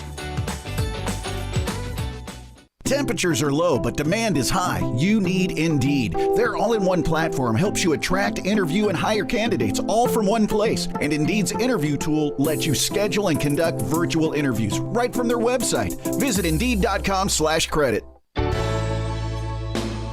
Listen each and every Sunday morning at 10 a.m. and join Ottawild Presbyterian Church for worship. Ottawild is a PCUSA church located in Midtown Memphis. Now back to Sports Time on Sports 56 and 98.5 FM. This hour is brought to you by Hewlett & Dunn Boot and Jean Company in Collierville. Here once again are Brett Norsworthy and Bryant Dacus.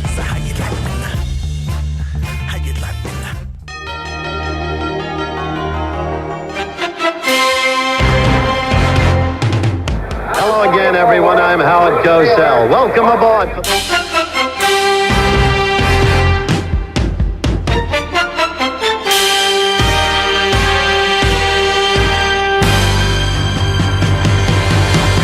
ABC's Monday Night Football. Tonight in Seattle, where the Eagles are a 4.5-point road favorite at Seattle. And, Brian, you know, one of my favorite sayings is water finds its level. Mm-hmm. And this weekend in the NFL, look around the league. Yeah. Water found its level on Tommy DeVito.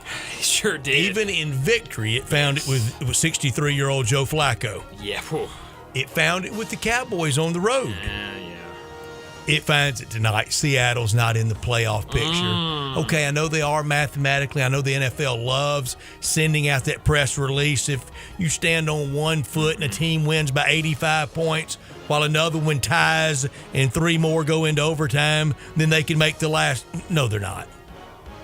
Seattle's not in it. They're not. So does that mean you're taking Geno Smith? Geno Smith? It found the level. Yeah, and he's probably not playing tonight. He's probably not. So Drew Lock game tonight? Drew Lock, who played in a Liberty Bowl. That's right. Sure did. For Mizzou. That's right. Philadelphia minus 4.5. Are we sure Jalen Hurts is in there tonight? We do not know if Jalen Hurts. It sounds from I saw it because me and John backup Eagle better than backup Seahawk though. Yeah. I think so. I think so. And the motivations. Seattle 6-7.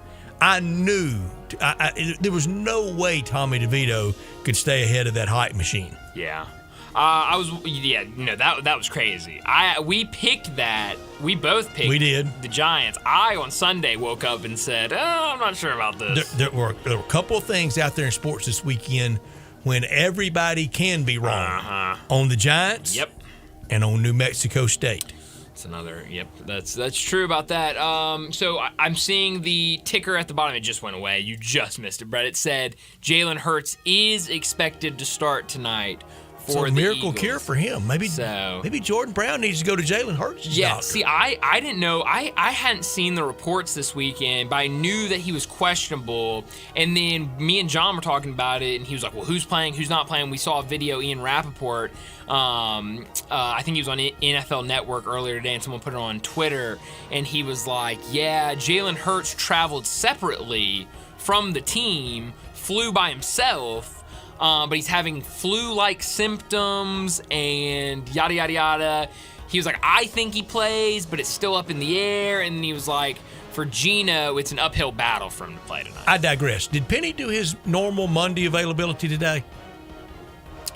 I don't know. Or did he pass on it because of the game tomorrow? He might have passed on it. I think he passed on it today. I think so. Okay. I'm not going to make a federal case out of this. Mm-hmm. But we got to stop this sick stuff, don't we?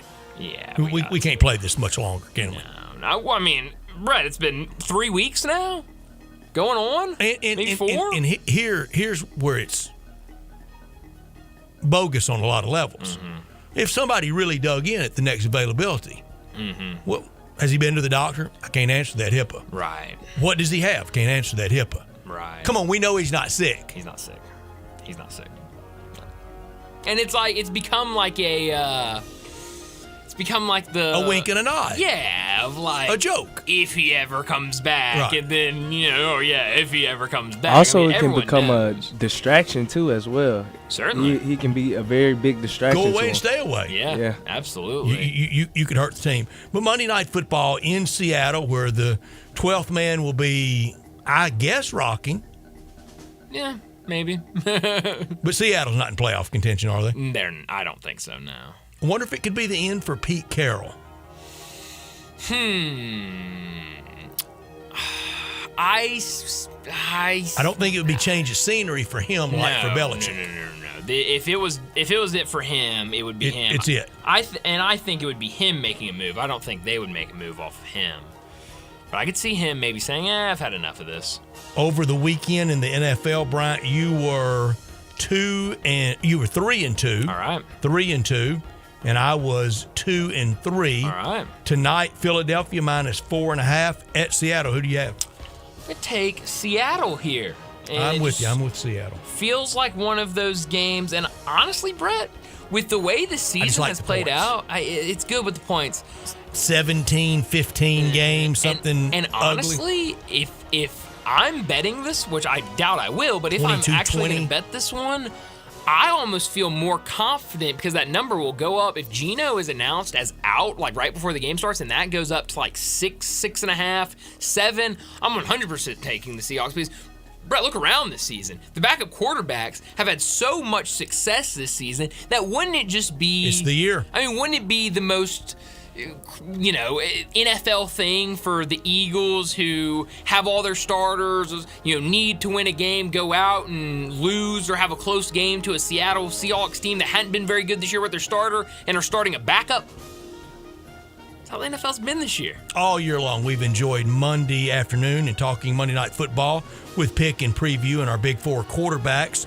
And we've had fun at Ruth's Chris Steakhouse on Monday night, whether it's date night, a birthday, or after a big win, or just because raise a steak in celebration. At Ruth's Chris Steakhouse in the Regalia Shopping Center, you can hear the sizzles, and it's how celebrating and enjoying Monday Night Football should be done, and the holiday season. So much fun being had there. For any occasion, treat yourself to one of the classic USDA Prime beef steaks, seasoned and broiled to perfection, then served sizzling hot on one of Ruth's signature 500-degree plates. Trust us on the temperature and trust us on a great time at Ruth's Chris Memphis in Regalia with plenty of safe, free parking. Kevin Johnson, the GM, and Jared Wells, his chef, and they want everyone to know about the holiday get-togethers they're having, including New Year's Eve. They want to thank everyone for all the great customer interaction during this year. Open for lunch on Sunday, happy hour Monday through Thursday, 4 to 6, and on Sundays, 3:30 to 6. Most hospitable steakhouse in town. Ruth's gift cards always available. Patented boiling method. Hear the sizzles and enjoy Monday Night Football on all the TVs.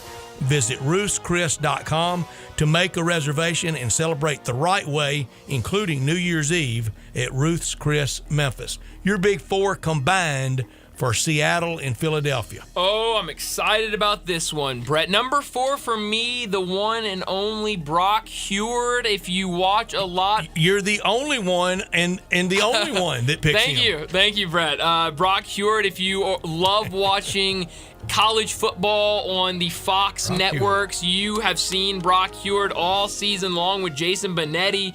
He does a terrific job, also hosts a local radio show in Seattle, and just a heck of a quarterback in his time. Seattle guy through and through. I don't remember any quarterback play for him. I remember Rick Myra being better. But it was there. You just have to search for it. Okay. Number 3 for me, we're going to stick with Seattle. Matt Hasselbeck. I mean, how can you have went to a Super Bowl Seahawks list without old Matt? Now, this is a combined list. You're absolutely right, Brett. And here's where we get to the Eagles. Number 2, Donovan McNabb. How do you have to a Super Bowl? A top 4 list? I think should be in the Hall of Fame. I think absolutely. Number 1 for me, and I don't want anybody to argue me, Nick Foles. Nick Foles, number 1. Johnny, try to argue me. Man, Nick you Foles, had so many people Nick to Foles, pick from. Who would you put ahead of Nick Foles? Pick 3 of those 4. I would have picked Donovan McNabb. Randall Cunningham. Randall Cobb. Randall Cunningham. Number 2, Johnny. You were Ron Jaworski. Number 2. See, man, there's so many. Dave Craig. Jim Zorn. I see why you picked Nick Foles, but why? But why? I won a Super Bowl MVP. Name another guy on my list that's a Super Bowl MVP. Has a statue. He do have a statue, Brett. I've got a Super Bowl winner, but not an MVP. Number 4 for me, Jalen Hurts. It's a good one. 3, Michael Vick. Yeah. The Michael Vick Eagles chapter. It might have been better than the Atlanta chapter. Yeah. Number 2, Donovan McNabb. Yeah, it's a good one. Number 1, Malcolm Smith was MVP on defense, one of the few defensive MVPs. But Russell Wilson in the New York City Super Bowl in that year, it's a good one. And what they did to Peyton, and everybody thought the Broncos were going to win. Oh yeah, absolutely. No, that's a really and a scoregami in that game, 43-8. Was it really? Wow, man, Brett, that's a really great list. That's a really great list. Thank you, Johnny. Brian, now I'm thinking, how you forget Russell Wilson? I don't much. Roman Gabriel with the Eagles. Yeah. Jalen Hurts now. I mean, NFL MVP. I mean, and no respect for Jalen Hurts. Nick Foles has a place in the Hall of Fame. Oh my. He does in the lobby as a greeter. Yes, he does. Welcome to Canton. Glad to have you here. Welcome. Right over here is a highlight reel of the Philly play. Oh yeah, great play. Here's Joe Namath bus. Here's Joe Montana bus. And here's Nick Foles bus. And after I had that good day, I was a bust. Yep. Well, hey, Brett, we're not talking about what happened outside of those days. We're talking about him as an Eagle. That's why he's number one. You know one thing that is inarguable about him? Delivered their only Super Bowl championship, and he was MVP of the game. Yes, he played amazing that game. He gets that forever. He does. But isn't it like David Eckstein is MVP of the Cardinals' 06 World Series run? A little bit? Maybe. I mean, not even David Freese. Because Freese had good moments after that. He sure did. But Nick Foles, to be able to step in, win a Super Bowl, be MVP? Around the Super Bowl, we'll get to worst Super Bowl MVP. Oh, it certainly won't be Nick Foles. I mean, Chuck Howley on the only MVP on a losing team. Yeah, that's true. I didn't know that, Brett. Yeah, with the Cowboys, Super Bowl V in the Blunder Fest, the turnover fest. I love that. No, and I don't know how they decided on that. John Mackey had a 75-yard touchdown catch in that game and was a legendary figure in the league then. Yeah. I mean, you knew he was going to Canton. I mean, when they handed out the ballots, were the riders all drunk? I mean, Did maybe. Put down Chuck Howley? It's a good, I mean, I wouldn't put it past him. Defensively, Mike Curtis had a big interception, and you had a game-winning field goal on the last play of the game. But they didn't want to give it to a kicker. Well, by that point, they all they didn't want to They really ballots then. ballots have been filled out by halftime at that point. But no, I like your list, Brett. I wish somebody would like my list. I liked it. I did not love it. I liked it though. I'll take it. I was disappointed in it, Brett. That's a good word, Johnny. Because your parents aren't mad at you; they're just disappointed. Yes, because Brian, I was very shocked. I was shocked. Super Bowl MVP. Mad at you is when you break curfew by like 4 hours. Oh yeah. Disappointed in you is when you come in and you lock the keys in the car. Oh, happened. Yeah. Oh man, Brett, happened to me plenty of times. I mean, you ask my parents about locking keys in the car, you'll be there for 2 hours hearing about it. But it's gonna be a fun game tonight between the Seahawks and the Eagles. And just a reminder, you can listen to that action right here on Sports 56 coverage starting at 7 o'clock. But let's go ahead, get to our final break of the day. When we come back, it'll be time for Taco Bell Crunch Time. We are real sports talk. Sports 56 WHBQ. Available on your radio dial at 560 AM and 98.5 FM, as well as around the world online at sports56whbq.com. Take us with you everywhere by downloading the Sports 56 app. And at home, just say, Alexa, play Sports 56. Wherever you are, stay tuned in to Real Sports Talk. Sports 56 and 98.5 FM. This holiday season, give the gift of Gould's with a Gould's gift card for someone you love. It's the perfect gift for everyone. The Gould's gift card doesn't just send wishes, it grants them in store and online. Just come to any Gould's and pick up a gift card or go to GouldSalonSpa.com to purchase online. That's GouldSalonSpa.com. Happy holidays from Gould's. Gould's Salon Spa, locally owned and operated since 1932. All 650 acquisition fees. Sportage R723 5498 MSRP 28940. Sorrento PG 424 MSRP 33010. Telluride RG 462822 MSRP 38705. Includes all rebates and incentives. Must finance through Hyundai. Excludes tax title and license. See dealer for complete details. Offer valid through 1/2/2024 with approved credit. Dealer.com. Hey, my man Jeff Allen, what's going on for the holidays over at Gossett Kia South Mount Moriah? It's the season of giving back at Gossett Kia on Mount Moriah, and I've got your holiday presents right here. Tell us about it, Jeff. Award-winning SUV 2024 Kia Sportage LX, $299 a month, $34.99 due at signing. 2023 Kia Sorrento LX, perfect for your road trips, $329 a month. And the 2024 Kia Telluride LX, we Gossett at $459 a month, all 36-month lease. Well, you can't get much better than that, Jeff. And all Kias come with the 10-year, 100,000-mile powertrain limited warranty. So whether you live in Horn Lake, South Haven, Olive Branch, or Memphis, you'll be happy at Gossett Kia on Mount Moriah. And from all of us at Gossett Kia South on Mount Moriah, happy holidays. Are you wearing a hat that says meat? Yep, it's the final piece of my collection. Your collection of meat hats? My collection of Central Barbecue merchandise. Oh, okay, I've noticed you have a few Central Barbecue t-shirts. A few. I've got a lot of Central Barbecue t-shirts. In fact, I have them all. How many are there? Well, let's see. There's 11 of the basic t-shirts. 11? And like all other cool Central Barbecue merch, they're available at eatcbq.com. Did you just use the word merch in conversation? Not just any merch. CBQ merch. Hats, t-shirts, cups, even kids and baby clothes for when the little me comes along. That kid's going to love Central Barbecue because they have such great merch. Ribs. When building the 2023 RDX, we decided to raise our standards. That means a 272 horsepower VTEC turbo engine, standard. Acura Watch advanced safety and driver assistance technology. Yep, standard. Alexa built in, also standard. The 2023 RDX, raise your standards. Acura, precision crafted performance. Visit Acura of Memphis to learn more about the Acura RDX. Rich Eisen here from Monday Night Football on Westwood One. NFL playoff implications abound when the Seahawks meet the Eagles. Philadelphia needs to rebound from a 2-game losing streak to renew hopes for the NFC top seed. And at 6-7, Seattle needs the win in their fight for a wild card spot. Join us on air and on the free live stream sponsored by AutoZone on Monday Night Football. Right here on Sports 56.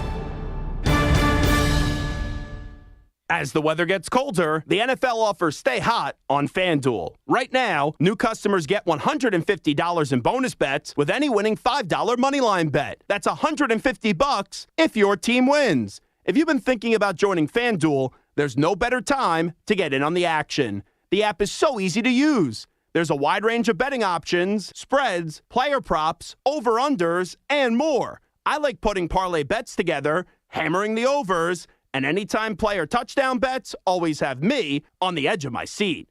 So if you're ready to do the same, visit FanDuel.com/win and kick off the NFL season. That's FanDuel.com/win. FanDuel, official partner of the NFL. 21 plus and present in Tennessee. First online real money wager only. $5 pregame money line wager required. First online real money wager only. $10 first deposit required. Bonus issued as non-withdrawable bonus bets. It expires 7 days after receipt. See terms at sportsbook.fanduel.com. Gambling problem? Call TN Redline 1-800-889-9789. Now, back to Sports Time on Sports 56 and 98.5 FM. This hour is brought to you by Hewlett & Dunn, Boot and Jean Company in Collierville. Once again, here are Brett Norsworthy and Bryant Dacus. If I go crazy, then will you still call me Superman?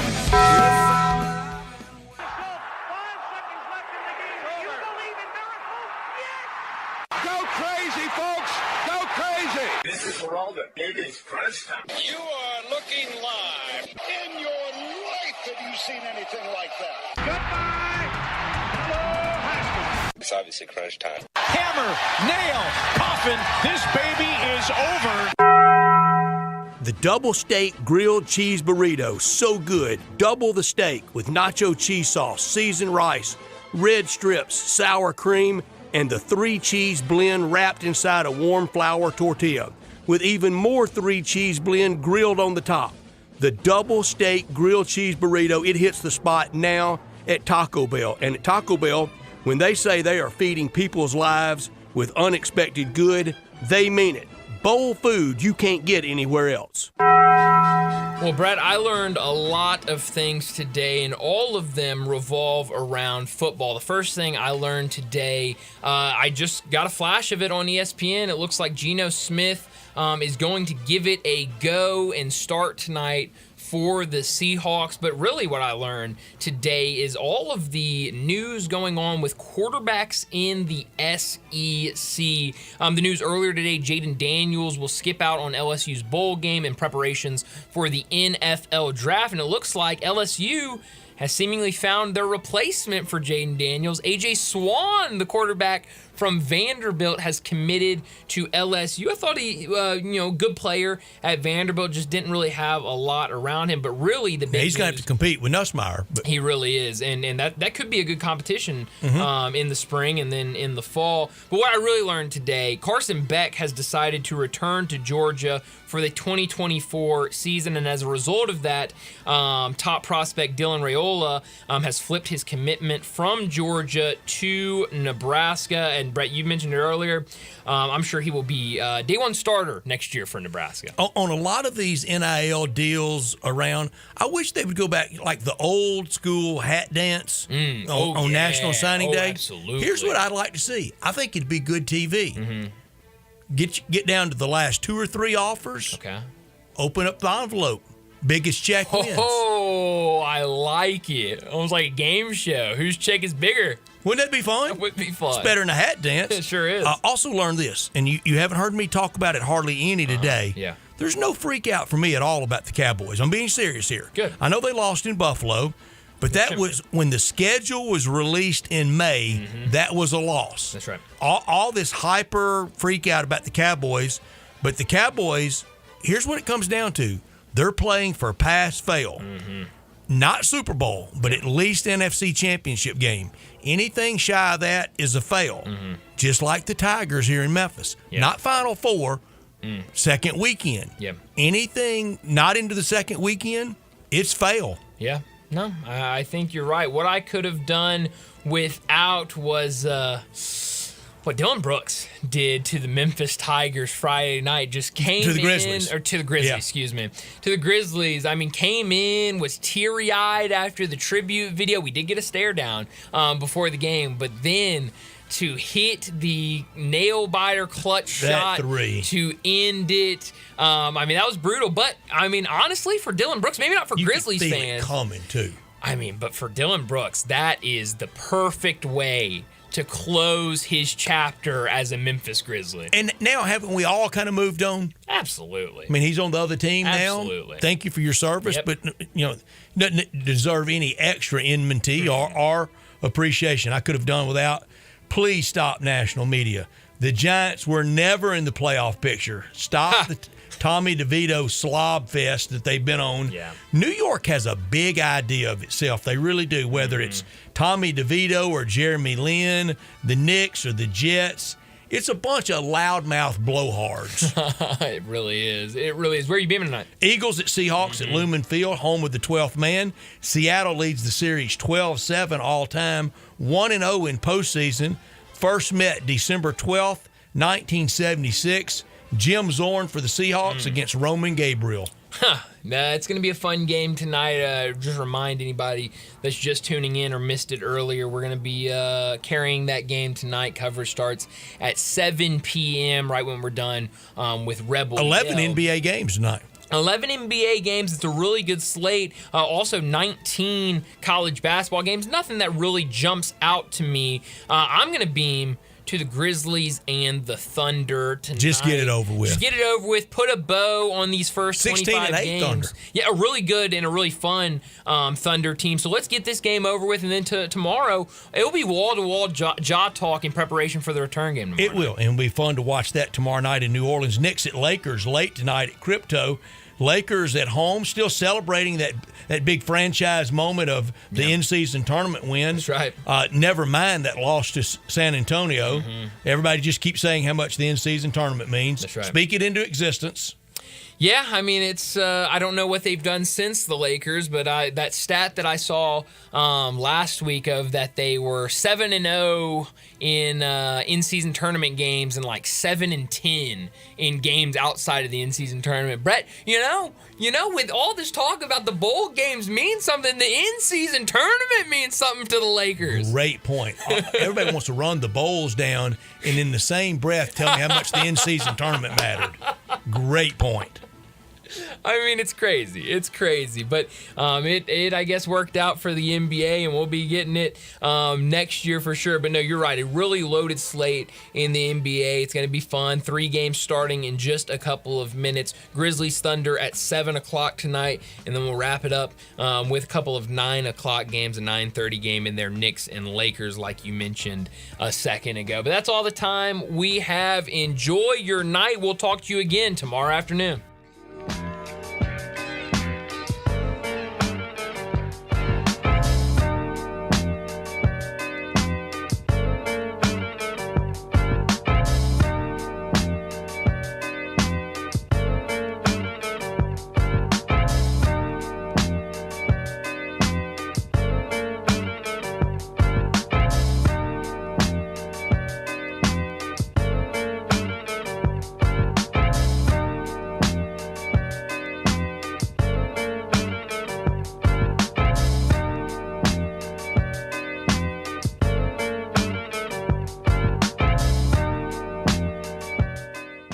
You or someone you know or care about has dealt with a difficult divorce. When facing divorce, you need the attorneys at Rice Law. Nick and Larry Rice lead the firm with 3 generations and 7 decades of experience. Located in Memphis,